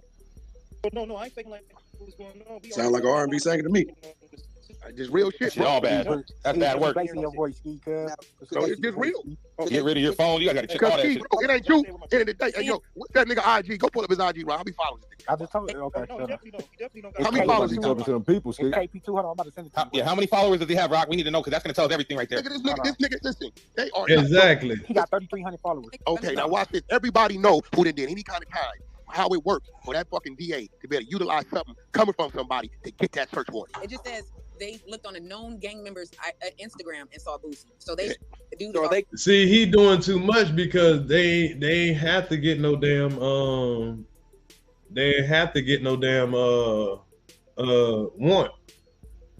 They just looking on a known gang member shit. I believe. You live talking about Boosie here? You a known gang member? Oh, okay. I got at least look to see what the fuck going on. Damn, this nigga on camera with a gun? Ain't this nigga, did this nigga just go to prison? Man, we got this nigga. And they played it cool. They weren't about to run up on all them niggas. They waited till that nigga pulled off. They would have did that to any nigga out there. If that would have been just a regular gang member, and they would have seen a regular gang member out there with another regular gang member doing on live on Instagram, they would have did the same thing to them. Y'all telling on each other by doing dumb shit. Are they claiming Instagram as the reliable source? They saying his lies. No, they're saying his lies. Listen, well, here go the thing. Oh, the nigga lies. This nigga, I'm gonna be real, bro. I don't turn my live on and see a nigga with a gun in the small of his back and turn the camera to that. Want to zoom in? You don't zoom in on that. You don't zoom in on that. You don't do none of that shit. I don't do that, right? What the fuck? And you. But see, that cannot be a full narrative, and I could be wrong now. I could be wrong because he could have possibly turned that camera on, had the camera on the scene, and then seen Boosie. And then, you know what I'm saying, you're filming Boosie, and then he turned around and he got the gun on him and all that shit. You ain't really worrying about if a nigga worrying about their own life. Like, nigga, you know who you are. You know what you should and shouldn't be doing. You damn near 30 and you banging? Hell, I be knowing these niggas thugging. I ain't putting shit on live. Nigga. Hold on. He responding to accusations on this thing. He's saying, thank you for all the hate mail and looking for somebody to blame. Then he says, if you ever fix your mouth to say I'm the reason, you ain't never been to Southeast. So basically saying like it's hot over there anyway. Nah. What the fuck that got to do? It's hot everywhere. We in California, man. It's one thing if the police raid Rockstar. That's another thing. You want to do in the nigga hood. They are on your live, and they use your live to say we going to get this search warrant. That means some type of credibility got to be there with you. This ain't no we raided, my nigga. And Boosie got caught up. They said we used that live to get the search warrant. So look, they said they tracked him using a helicopter. Oh, how they get the fuck? Now watch this though, Rock. Watch this. How they know what car to watch? It says newly. Okay, got to be in the car. Newly. Right? Oh yeah, somebody. Come on, bro. One mic. Hold on. It says newly unsealed court documents have revealed that Boosie's federal gun charge this week came after police spotted him on Instagram story, tracked him down with a helicopter. Federal prosecutor said in the criminal complaint unsealed Friday that the Set It Off rapper was first arrested on May 6th after he was seen on IG. Okay, known gang member wearing a black handgun tucked in the back of his. Okay, we already know that. According to prosecutors, the investigators switched over to Boosie's Instagram account, and law enforcement employed an airborne law enforcement unit to pinpoint the rapper's whereabouts in a neighborhood allegedly linked to the gang activity in San Diego. Now, as they said, they mentioned the dude that's in black, y'all. That big dude that was sitting right there, and I was pointing out, and I was like, man, if this dude wanted to, he could have took your shit. He could have been the police. Anybody could have been the police, y'all, and called them folks and say, hey, I'm witnessing this nigga with a gun or whatever, and made them go find out who shit is on, who live.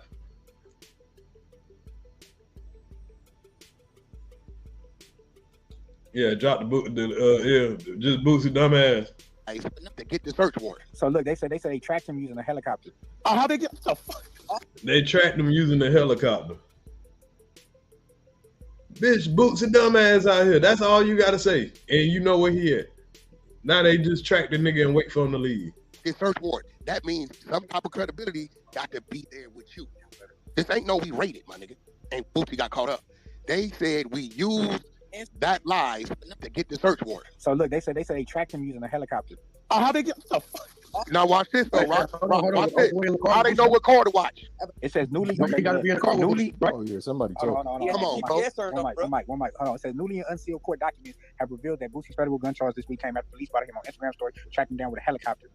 Federal prosecutors said in the criminal complaint unsealed Friday that the set it off rapper was first arrested on May 6th after he was seen on IG. Okay, known gang member when a black handgun tucked in the back of his. Okay, we already know that.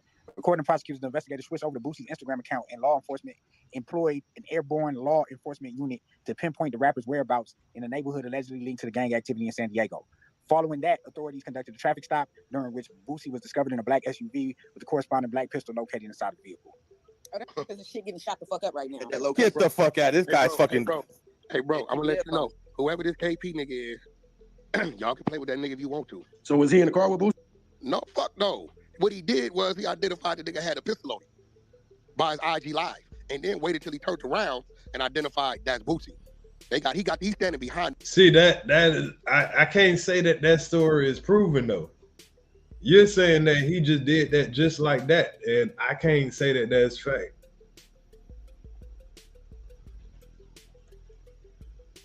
I don't know. I think Wack might be just gaslight right here. Shit getting shot the fuck up right now. Get the fuck out. This guy's fucking. Hey, bro, I'm gonna let you know. Whoever this KP nigga is, y'all can play with that nigga if you want to. So was he in the car with Boosie? No, fuck no. What he did was he identified the nigga had a pistol on him by his IG live, and then waited till he turned around and identified that's Boosie. He's standing behind this nigga. Boosie don't even know he behind him, doing what he doing. See, he's saying he waited till he turned around, but it's showing that he was looking at him first. He was looking at him first, and then the nigga turned around. From what I saw, anyway.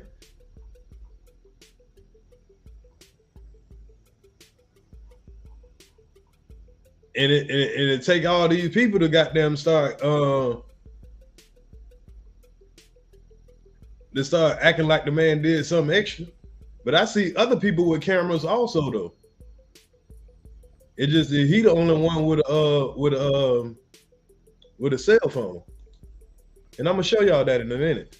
Poured the gun in the small of his back. And then when Boosie turns around like he finna position himself to do something, he recording him in. So the DA says we seen that. Now here it go. How the DA know to be on your shit? And then how the DA know to use your shit? Nigga, how's your get a helicopter? They got your shit that's wrong. Yeah, to go pull a search warrant and get a bird in the air. Fucking bird in there that fast in a motherfucking hood? Come on now, hell no. How the fuck you get the bird up there that quick to track his whereabouts and then track get the fuck out? They say it was a unit. Like what kind of unit? You never heard of this, right? Yeah, they gonna send a unit because they know he got a firearm, Rockstar. Is he on papers? No, but what I'm saying is they said they made up this unit, bro. No, not Boosie. Yeah. Now let me ask you, violate him for being around gang members? Nah, he on federal. Oh shit. Oh shit. Yeah, they been on cuss. But look. They been on cuss. He on feds. Now you got a federal indictment. Now he got a federal indictment, Wack. He got a federal indictment. So look. So they went from his Instagram to Boosie's Instagram account though. They said the investigators. They used Boosie's. They went to Boosie's IG account to pinpoint location. Yes, so they can find use it to say he was there. To use it. Boosie IG ain't showing no gun. Tracking. They tracking it. So all they gotta do is once they seen the one with the gun and they seen the one without, all you gotta do is say, okay, yeah, this is the same nigga. Like he just made it easy. But how are you blaming the dude that turned on his live? I don't think his page had the video or the day they were shooting. Like he didn't have his shit on, have nothing on his shit. Wasn't there. He wasn't showing where he was at. Nothing. What? No, we had a video shoot on this block. None of that. Hell, so what the fuck is an airborne law enforcement unit? Nigga, that's the bird. It's a ghetto bird, man. That's a ghetto bird. That's the bird. That's the AMC Hammer. We brought Oakland. They first. We're gonna hear one right now. It's gonna go over my house. And they using helicopters now. Yeah, this is ugly. I ain't gonna lie. Hey, what that nigga KP, man? Get the nigga in here, man. Oh yeah. I earboxing and shit and hitting on. Hey, but I ain't gonna lie, Wack. So like when I hear shit like that shit, cause I done already seen shit like this right in real life outside of this shit. So we're like, I know a nigga, you feel me, who ain't, niggas don't fuck with no more. But nigga, Instagram got confiscated. You ever heard some shit like that? Nigga, Instagram got confiscated by the police. And the police damn near controlling nigga Instagram. You don't even know who the fuck you talking to. Okay, so boom. So wait, he didn't know that though? What the dude? Who? The dude I'm talking about? Yeah, he didn't know it got confiscated. It was an investigation. I don't. They'll change the passwords and shit like that. Hold on. He didn't know that. He didn't know that he had. Y'all speak. So he got brought up. They ran up in his house and found 4 blowers. He was on probation, all that shit, all that. He admitted to having a gun. He wasn't supposed to have the guns, but he said he was selling the guns to the LAPD. Hey guys, are you guys interested? Man, he just won't answer the damn question, nigga. Did he know that or not? Niggas always volunteer some shit. You hear me? You hear me? Snitched on the LAPD? You hear me? Right? They're gonna have to bring internal. Right. I'm gonna send you that paperwork. Yeah, that's crazy. I'm sending you that paperwork. Boosie looking at about, they say 15. I was thinking 10, but I'm hearing 15. I got to see it. They don't have, for some reason, they don't have exactly what he's charged with yet. Besides the having possession of firearms by a convicted felon. And I don't know how many of those counts I don't know if they charge him with both guns. If they charge him with both guns, I know the minimum is 5 years for both guns, so that'd be 10 years. So I know he at least facing 10. And the feds don't snatch you up unless they know they got you for sure, for sure. I don't even know how you would play that. Like, how would you? But check this out. Check this out. Check this out. You want to hear some crazy shit? You want to hear some crazy shit? The same nigga that picked up Boosie is the same nigga that picked up this nigga, the ATF. Alcohol, tobacco, and firearms. So I mean, I mean, it's been a lot of shootings out here. Got anything to do with guns? But no, what I'm saying is social media has to be with the ATF. So let me tell you how they got up on this nigga. Same way how they got on Boosie. These niggas went to Maryland, right? They was in Maryland at the MGM Grand. Them niggas posted pictures with like big ass guns on the Grand. Nah, they actually found the gun.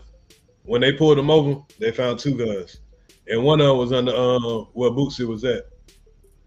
One of them was in the bag, and one of them was where Boosie was at. And what's gonna fuck him up is they found the same gun that was in that picture.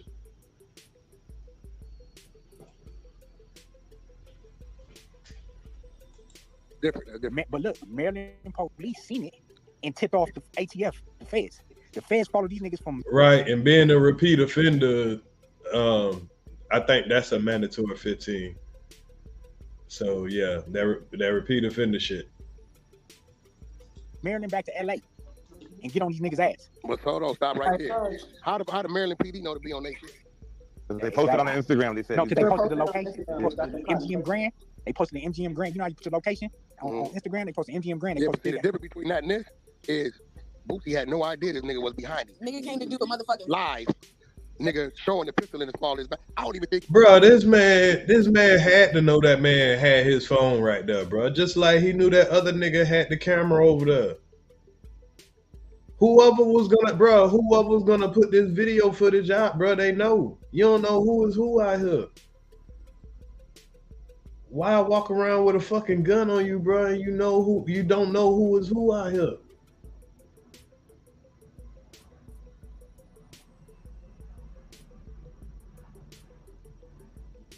And I ain't saying don't walk around with a gun, but don't walk around with that bitch goddamn visible.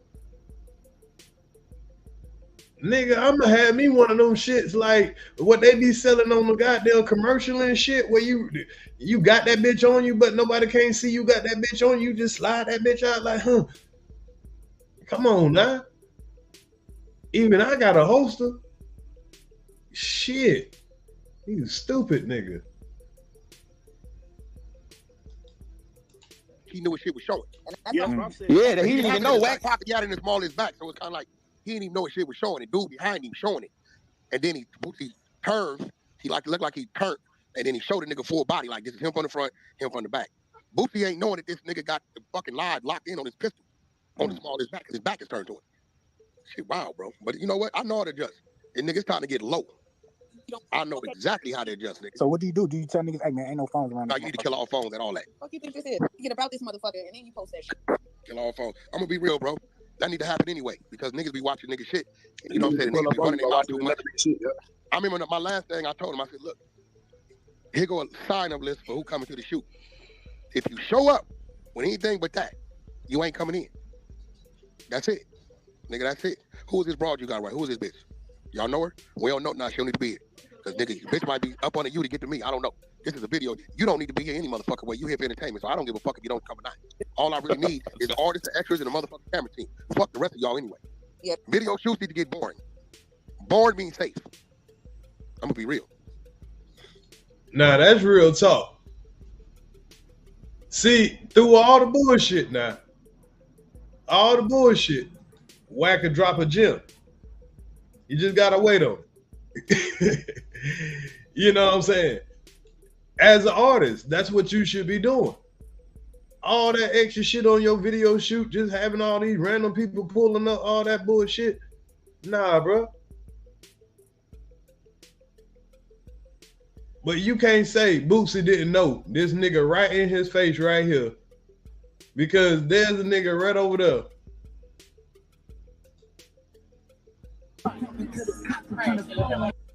This man literally right here in his face. You telling me he don't know this man got his phone out right here? And then on top of that, this nigga got a big ass camera right here. He filming everything too. You can't really see that this nigga got a it ain't like he looking only at the gun. He got the camera pointed at him. Y'all are the ones that's pointing at the goddamn gun. Nobody else ain't paying no attention. He just pointed at the damn scenery.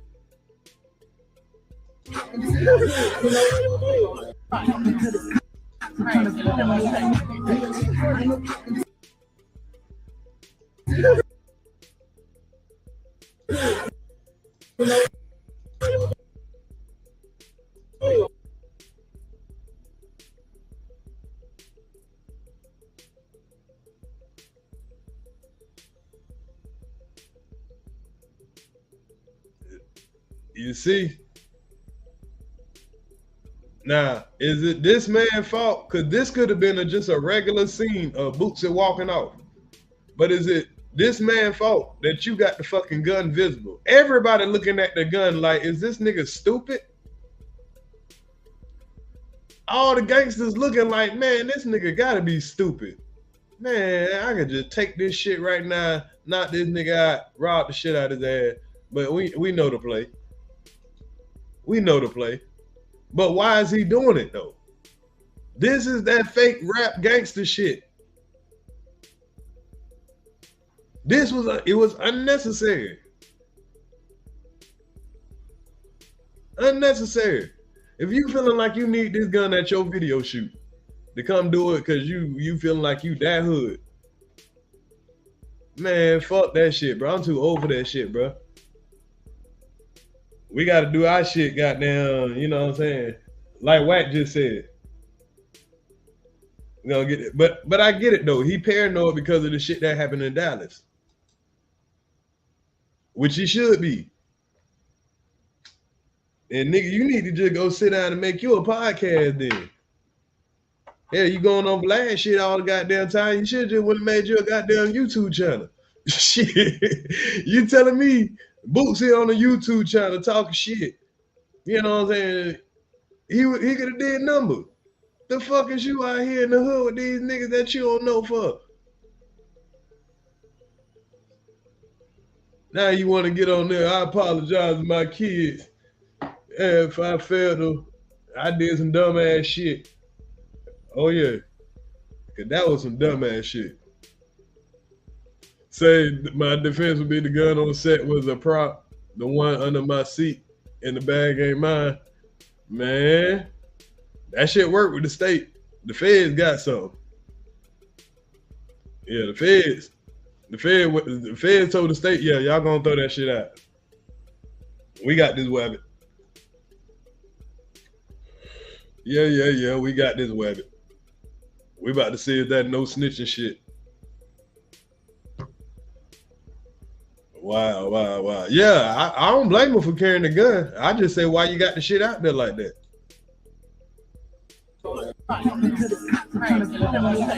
You can't say this man did this on accident. This man dead up in front of this man.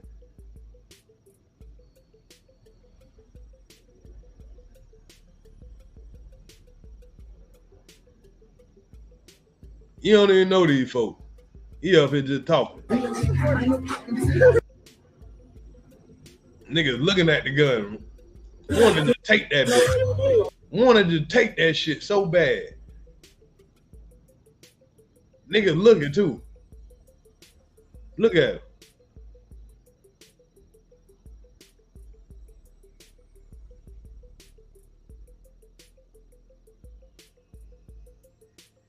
Damn fool. Damn fool. Damn fool.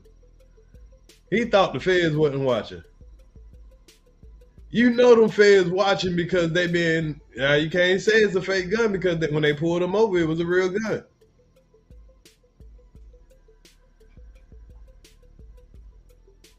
It was a real gun. And the reason they fuck with him because he want to go over there and tie himself to ynwmelly. Y'all know he want to pull his ass up on ynwmelly trial and all that, and he been advocating the no snitch. I can't fuck with you because you snitch and all that crazy shit. All right, no folks about to test his ass out. Now, while we speaking on ynwmelly, let's go ahead and get to our last segment of the ynwmelly trial. Y'all make sure y'all hit that like button, man. If y'all been rocking with me this whole time and everything. So ynwmelly, y'all, ynwmelly. Boosie was, you know, was his number one cheerleader. Was the number one cheerleader. So I guess he ain't gonna be showing up to court no more. So ynwmelly, his lawyer has seeked a mistrial. He's trying to get a mistrial. On Tuesday, there can possibly be a mistrial. Now, a mistrial is not a good thing because they can retry him again. And this time, they cannot make the mistake of what they made this last time. So you kind of might want this trial to keep going on if you are Melly. But at the same time, if you are Melly's parents and loved ones, I don't know if you okay with this mistrial, but you definitely want the next trial to be. But all it does is drag this shit along. This nigga get to go make money and make rap songs and get praised and all this crazy shit.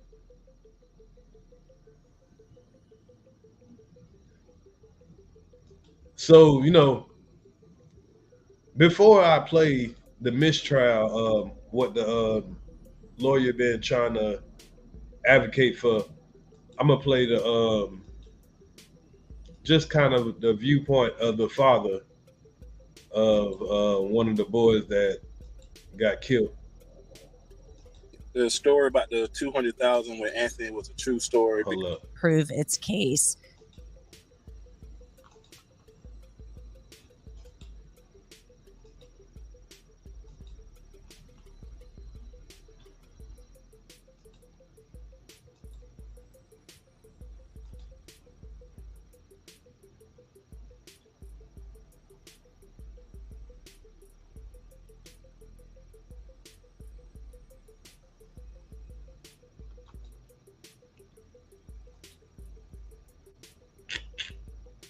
Hold up.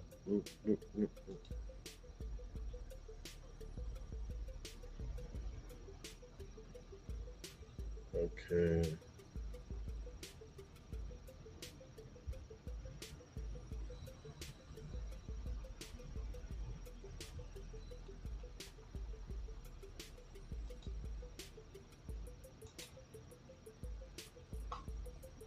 Oh, I can't hear it. Why I can't hear it? Hold up, y'all. I got it playing, but for some reason I can't hear it.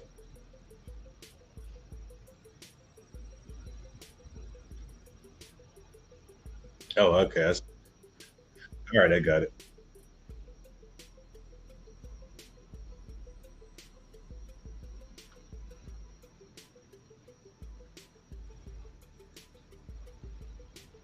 Attorneys are saying the state can't prove its case.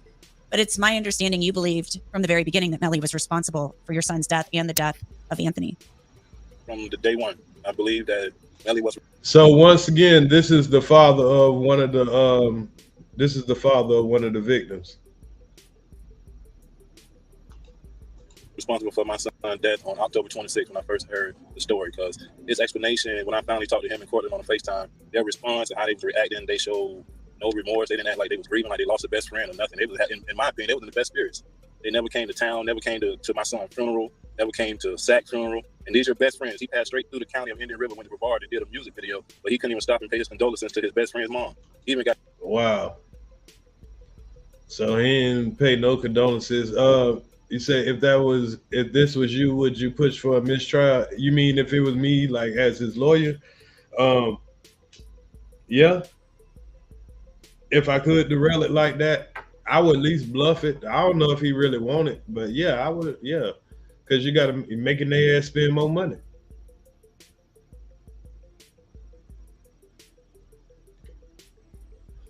So yeah, I push for a mistrial.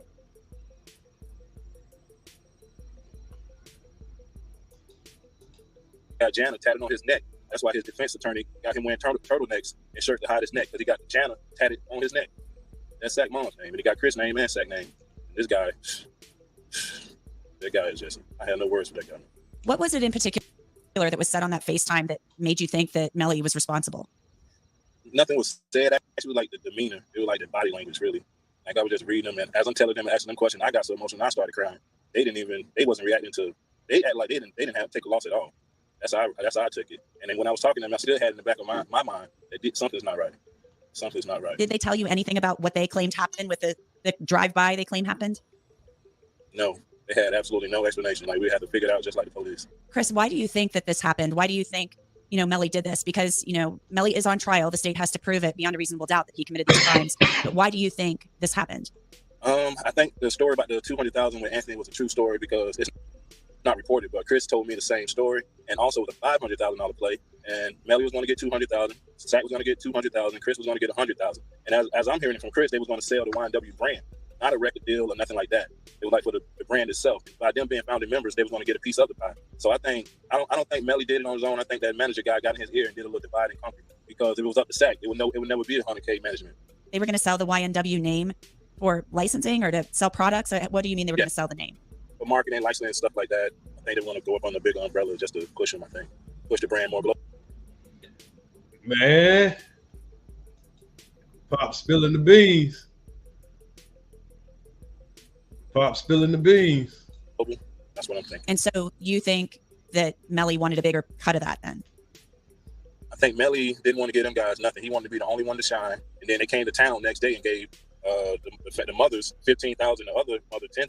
So I thought to myself, if Sack was going to get $200,000, Chris was getting $100,000. If we could pay these people $25,000 and keep $275,000, that's how I saw it. It just nothing added up. And Melly still to this day for me to hear him call them boys his best friend is an insult. That was an insult. Was there any sign of bad blood before your son's life was taken and before Anthony was killed? Or was there any tension there that you knew of? Not with Juvie, not with Chris, but you heard things about him and Anthony getting into like altercations about disputes about money over certain situations, and they got in a fight prior to that, and they said like the story that they say Sack beat him up and knocked his goals out in front of his girlfriend, and like 2 days later, I think that's when the incident happened. Chris, I know that something that has to be really hard about this is the fact that there are relatives here, relatives of Cortland Henry, who are also relatives of the victims. Yes, Chris and Cortland share a sister. And she's my daughter. Her and Chris had the same dad, which is me, and her and Cortland share the same mom. And she took the side of Melly. She still to this day screams Free Melly all on her Facebook, Instagram. She'll go live with Free Melly shirts, and they just got her brainwashed with the money. They just showered her with gifts in Portland and got my daughter just brainwashed to the fact that she wishing the killer of her brother was free. I just don't understand. That there is sad, y'all. This man got her sister out here talking about Free Melly. Not even realize that this man that goddamn killed her brother. Y'all listen to that again.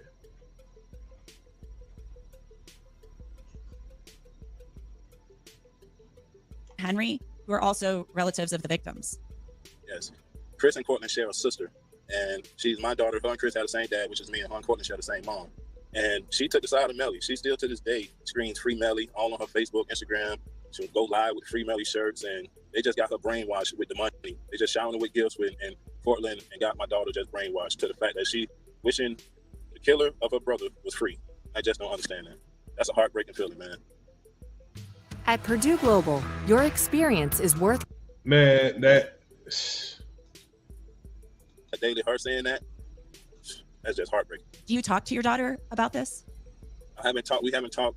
She was living with me up until the time shortly after the funerals, and then we went our separate ways. I haven't talked to her in over 2 years. So it sounds like you've lost 2 children. Yes, ma'am. And then the 2 that look like me the most, and it's crazy. Damn, boy. That's heartbreaking, y'all.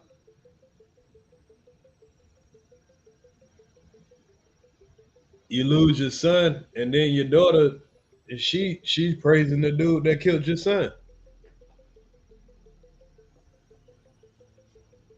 for the love of money.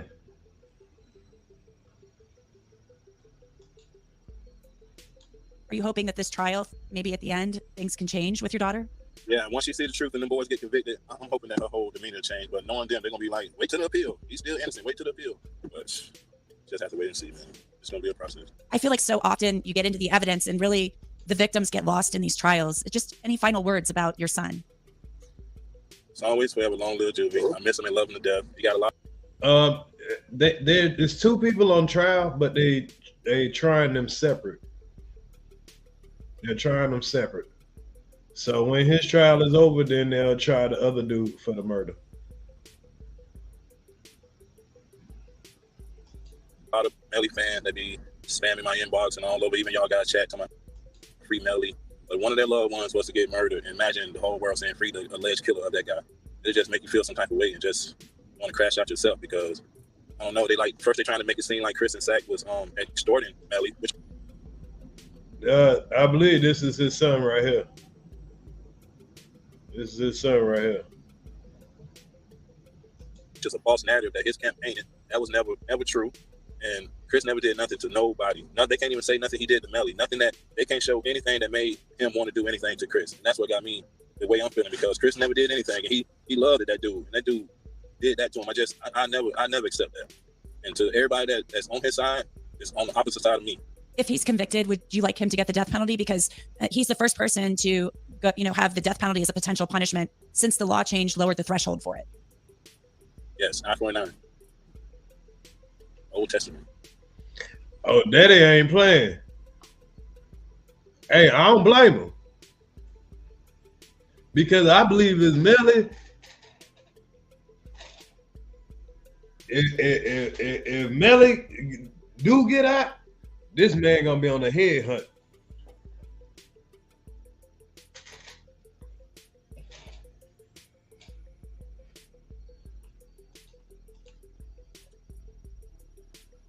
I think he deserved it.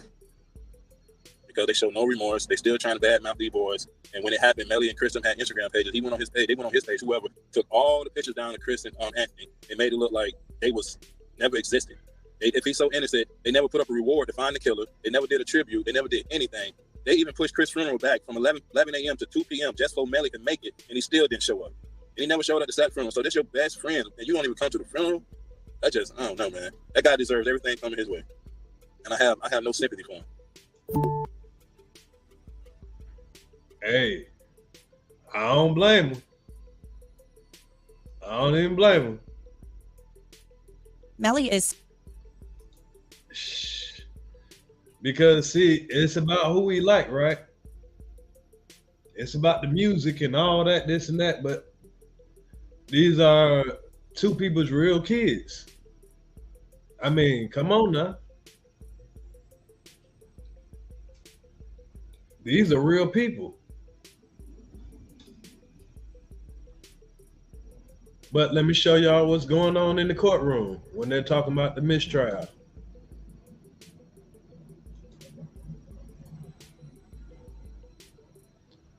Because sometimes we'll get caught up in the courtroom and all that stuff like that, and we'll get caught with just cheering for folks, you know, like, yeah, it's something, whatever. But sometimes we got to realize what the hell going on.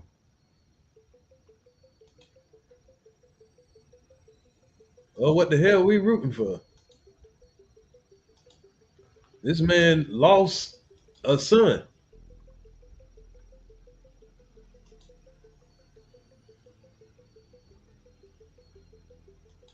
Oh shit! I keep pulling up the wrong one.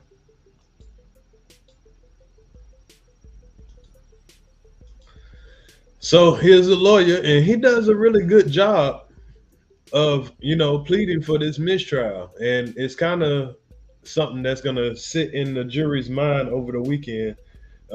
They won't be back in court until Tuesday. So yeah, let's check this out. That Tuesday comes after Monday. I made sure to stay up till 2 o'clock last night. Hold up.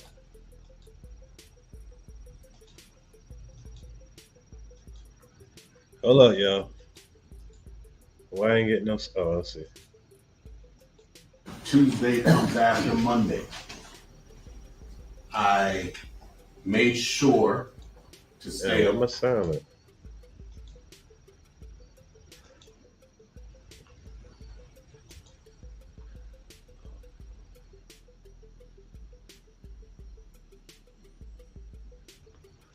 Okay, hold up. I also got one more thing I want to show y'all. Hold on. This is another thing that's kind of this is with some evidence they put in there. Here's the actual crime scene of alleged 2 rappers drive-by. I think this is the drive-by scene. We'll look at a little bit of this too. Yes, that's right, east to west. So for the purpose of further on pictures, the power lines that we see on the right side, that's the south side of the road? That's correct. And there are no power lines on the north side of the road? That's correct. Okay. You indicated that there were other investigators on scene as well? That's correct. Is this some of the canine officers you were discussing? Correct. So again, looking in an eastern direction, but now focusing on the south side of the road. Can you describe to the ladies and gentlemen of the jury some of the yellow and orange markers and what they're there for? Yes, so the yellow and orange markers are there to help depict items of evidence that can't necessarily be seen as they are maybe covered by the shrubs or the grass. So moving on, what direction are you facing in this photograph here? Facing towards the west. And so at the end of this street here, what road is this? On the end there is US 27. No. Epidemic Sound provides you with restriction-free music and sound effects that you can use. Okay, y'all. So I found the video. I was just playing that while I got this together. So let's get the let's hear the mistrial. Let's hear the mistrial speak, because like I say, he has a very good point, because his argument is the shit that they tried to put in as far as the Snapchat video when the man talking about I did it. You know, I was saying that I didn't think that was, you know, good my damn self. That was bullshit. But I'm not the lawyer, so let this man talk. It's only 8 minutes, so check it out. To get these cases, I made sure to stay up till 2 o'clock last night to get these cases, to alert the court to what was the state's obvious intention. To put a witness on there for the purpose of introducing out-of-court statements that are otherwise inadmissible, instead of at least admitting that that was what the state intended to do it, advanced a ruse pretext that they were seeking to do so under 803.5. It turns out that 803.5, given the witness's testimony, could not be employed. And so the state then went back to plan one, the original one all along, of the state reading evidence from written documents and out-of-court statements, including police reports, statements on Instagram, arguments being had into the record. Through the state's own mouth, knowing very well that it was improper, that the court had ruled that it should not and could not be done, and it does not somehow become relevant because they declare hostility, which they knew about from the inception. The state made a representation to this court that it was a complete surprise. That's not a credible statement. I think it is incumbent upon this court to discern the veracity of that contention. There was a witness there, happened to be Ms. Holmes' lawyer. He's present. The state essentially trying to circumvent the rules, circumvent the order of this court, and testify to this jury about documents and information that it wanted to put before the jury, which it found no permissible way to do. The court warned the state, I don't want you trying to go through the back door, which you can't get through the front door, and they launched immediately into that pursuit. The jury sat there while the state made implication after implication, introduced admissible evidence after admissible evidence to the substantial prejudice of this defendant. And so not only did they do it after we raised the issue, they did it after the court ruled against the state and admonished the state not to do just that. And they launched into that pursuit. Mr. Dennis has been prejudiced. This jury sat there and watched this fiasco unfold with at least 10, maybe 15 sidebars after every 2 questions, with the implications that were being all predicated on the implications and the inadmissible testimony that Ms. Bradley herself read into and spoke into the record. And for that reason, we think that it was deliberate, it is highly prejudicial, this jury has been tainted, and we move for a mistrial. Oh, there's one more thing. If you don't mind, I'll have Mr. Alstein articulate what that means. This is your motion for Mr. Armstrong? Yes, it's our motion for mistrial. There's a second one, right? Well, second. Judge, in my entire career, I've never heard the state imply with no evidence whatsoever that the defense team would take care of this witness.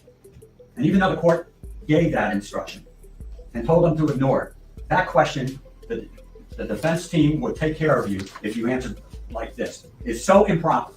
Not only does it taint our client on the other questions, but it taints everybody at this table. And despite the judge, Your Honor's instruction to ignore it, it's pretty hard to ignore something like that when their entire questioning for the last 30, 40 minutes have been so improper, and the court told them not to do it. And they proceeded and proceeded and proceeded. We're moving for a mistrial. And just for the record, Your Honor, I personally... Man, the white guy acting like he actually mad. Like, yeah, man, fuck this shit. This is bullshit, judge. Hey, boy, they got a white man, black man with and a Latino woman combination. But it's a hell of a lawyer team, boy. This is how you work in Florida. Yeah, this is how they work in Florida. Yeah, they said old boy had the gunpowder on him. So he got the gunpowder on him like shit.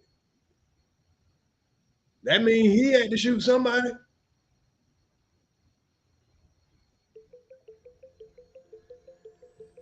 You got the calm motherfucker, you got the hype motherfucker, and then you got the woman. The motherfucker, but he loyal as hell, boy. Black man, he all calm. The white man, he fuck this shit, judge. This is some bullshit. Have seen Ms. Holmes in the flesh or spoken to her twice. And they proceeded and proceeded and proceeded. We're moving for a mistrial. And just for the record, Your Honor, I personally have seen Ms. Holmes in the flesh or spoken to her twice ever at that deposition and today. Never by phone, never by text. Couldn't. See, cause these folks, they fucking around and told these folks that they tried to pay the lady off. So yeah, they done fucked up. Distinguish her from a can of paint until she showed up for the depot, and I haven't spoken to her since. So just to let the court know, there's no factual predicate for the implication, or not implication, the accusation made by the state that the defense sought to take care of her. And the same for me. I met her at the depot and saw her today. For the record, it was my first time ever seeing her in my life. Thank you. Well done, guys. Counsel? Yes. Yes, madam. In regards to that, the statements that were in the records are what was used as impeachment, where it says they said that they were going to take care of us. The defense read into it and implied it meant it never said the defense team in any way, shape, or form. So defense implied or read into that in some additional context that was not intended in any way, shape, or form. I was basing it on the records and the statements that this witness made and put forth in her Instagram account about this case on that. And it's in terms of the forming of questions, Your Honor, it was understood that I was put under very strict and difficult conditions to formulate any question, because defense obviously wants to limit, because they know the contents of what this individual has said and all of the statements that she has made that are damaging to their client. Hence why the state would be seeking to use her as a witness. That means nothing, Your Honor. The fact that it's damaging, I'll concede that. It's inadmissible. And what they're saying by her as they witness, they're talking about one of the they're talking about his girlfriend's mother. And I believe we went over his girlfriend's mother. Did we go over his girlfriend's mother? But she was, you know, she was all in smiles and everything. She, you know, she thought fond of him. But they tried to make an accusation that they paid her. They paid her to say that. That's the accusation they tried to make, that they paid her to say that. So now they're saying, no. We ain't never talked to this lady.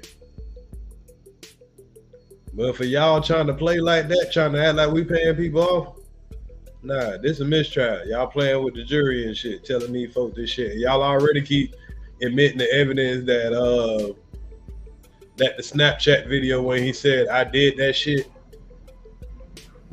Y'all know that they didn't allow that for evidence, and y'all still told people that shit in opening statement.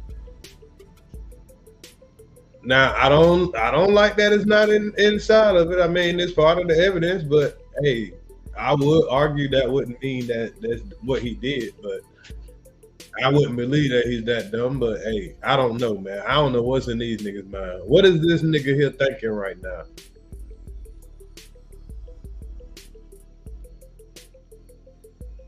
What is this nigga here thinking right now? So, and the statements of this impression that there is a catch-all, we're only trying to seek justice and do good, exception to all the rules of evidence, and there is no such thing. If it's admissible, admit it through an admissible procedure. You don't try and end around the court's order and the case law by coming in under some pretext and doing exactly what I told the court would happen and create an entire prejudicial fiasco and introduce inadmissible evidence into the record. That's what occurred, and this jury has been irreparably prejudiced. Or Mr. Dennis' interests have been irreparably prejudiced. And see, matter of fact, I'll show y'all why they're actually asking for this mistrial, because this lady here, Provided a copy of that deposition. this lady here is the Melly's ex-mother. So the prosecutor is gonna grill her about receiving money after the murders.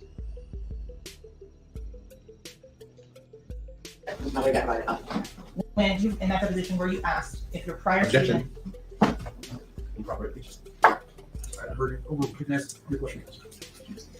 Ms. Holmes, prior to that deposition starting, were you given your prior statement to review? Which mean? Were you? I understand, but the deposition that I did on December 22nd. Yeah, it was given to my lawyer yesterday, right before.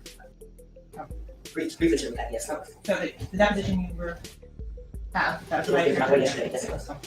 So do you remember coming into that deposition? Yes, I do. I was in jail, put me in jail. Correct. And so it's clear in terms of you don't want to be here. You're making me be here. Yes, I have a band on my leg. I'm a nurse. I can't get work properly. Yes. You were under house arrest because you failed to comply with the subpoena? No, you're not. Excuse me, sustain. Listen, how we're gonna do this is you ask your question, counsel, and listen to her question, answer her question. Yes, I am. Yes, sir. So going back to the deposition. Yes. She one of them women that be answering questions. She answer fast. Oh man. On December 14th, 2022. Yes. Do you remember coming to my office? Yes, I do. Do you remember being asked questions at that time? Yes, I do. Do you recall being given a copy of your prior statement of December 12th, 2018? No, I don't remember that. I don't remember, but I'm pretty sure. Okay, so what I'm going to do is permission to approach on it? With what, counsel? Her deposition. Objection, Your Honor. I have to give her an opportunity to. I saw it. Excuse me. She got that. She got that look on her like she smells something stink. There's no question. Thank you.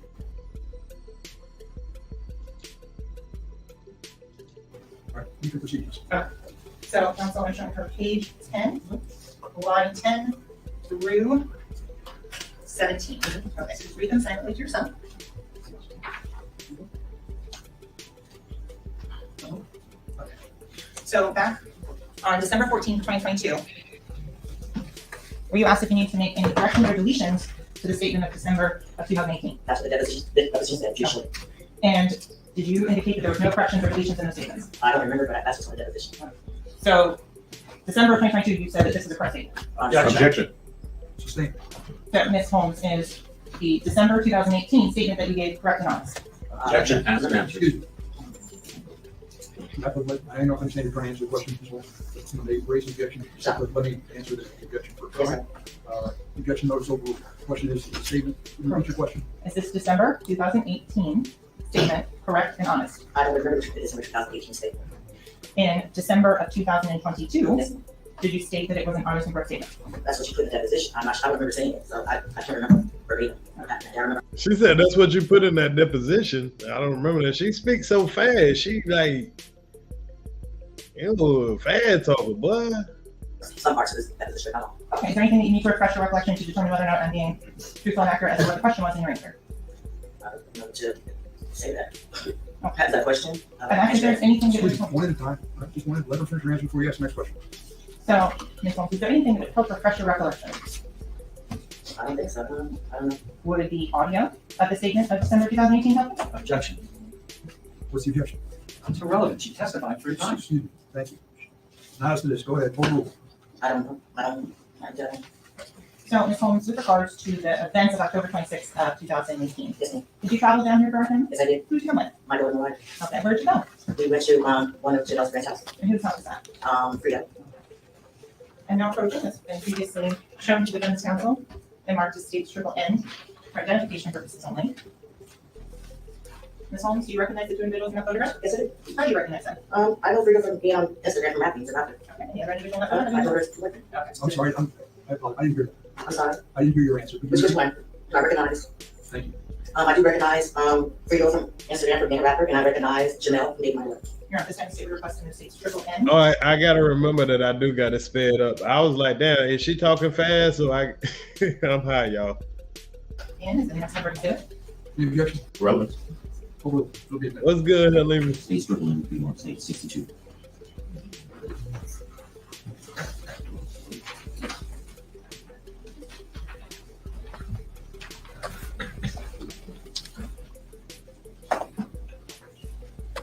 Nah, Melly wasn't in that car when that boy pulled up with them bodies. And that boy had gunpowder residue on him. So, and they don't have the gun. But the boy had a change of clothes. So I mean, it's just that, I don't know. It pointed that Melly at least shot one of.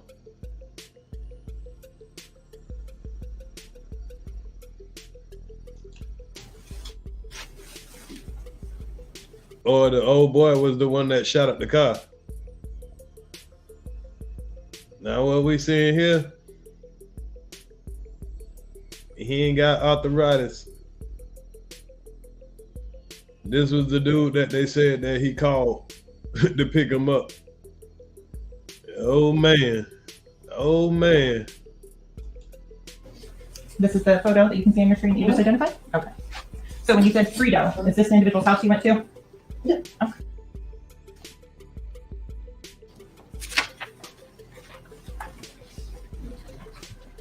Ms. Holmes, how much money has the defendant's manager given you since the October of 2018? Objection. Relevant. How much money have you gotten from the defendant's development manager? None. And with regards to that specific statement? So she asked her how much money has she got from the defense. Ms. Holmes, you have a former credit union account? It's the Launch Credit Union. Okay. And Launch Credit Union, you've been there for a number of years? Many years. The credit union that you've been at is in your account, and I won't put your account on the record. Your Honor, objection is not a question based on the court's ruling. Objection. Overruled. So your testimony is that you have never been given money whatsoever? I've never been given money for personal use. Okay. So the question is, how much money have you been given by the Hold on, she said for personal use? She never been given money for personal use? Okay. Maybe she been given money to bail or something. defendants? For education for all of us, for him, his wife, and me, to pay for it as far as he gave me $5,000 for Airbnb. I gave him $1,000 to deposit that. So he did. Not for personal use. This is his girlfriend's mother. Prosecutor, this is it says the ex receiving money after the murders. So they're trying to, you know, they already kind of did a character witness on her, and you know, she seemed fond of him. And you know, but this is where they decided to try to, you know, the testimony of her is why he's trying to get the mistrial now. They're trying to use that to get a mistrial. Excuse me, can we clarify who he is, Jameson Francois? No, just clarify, Counsel. So who is Jameson Francois? He's trapped. He's Melly's manager. And you mentioned his wife as well. Who's his wife? I just go by AA.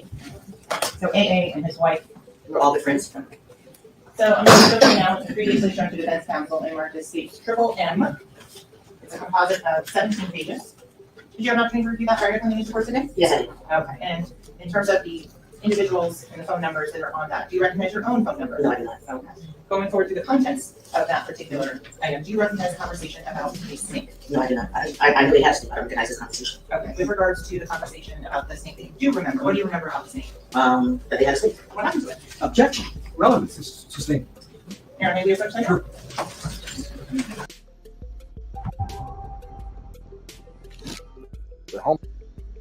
Yeah.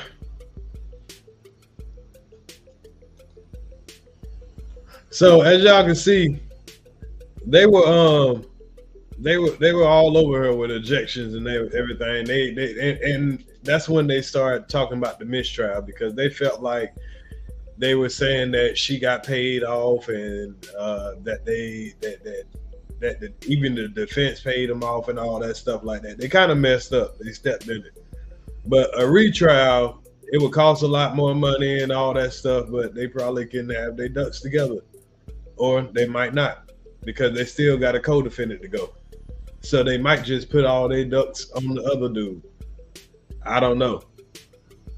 But y'all just let me know what y'all think. Y'all comment down there in the comment section. I'll see y'all a little later. Might get a little messy. I might come back with some more stories, no telling. I got some things I got to do. So I'll see y'all a little later. Salute to Helima, salute to Jarrell Fareed, salute Carl Belton, Mom Boss Mayo, Money Mark Official. Nah, they weren't having none of that fuck shit. Tay Ward, salute, salute. I'm just being me, salute. David Johnson, Teran, Tay Ward, salute, salute, salute. Marty Ma, Miss Marty Ma, salute. DeAndre Dale, salute, salute. Salute to the the bushes, and the people watching in the bushes. Akeem Bethel, salute, salute. Bib Game Records, salute. True Emperor. Musa Braun, salute. Knowledge Power was good, bro, salute. Dead Black, salute to you. G-Mac, salute. Mont. Too Big for Skinny Jeans, salute. Third Eye, salute. Big Red, Jude Martin, salute. Steady Grinding, salute, salute.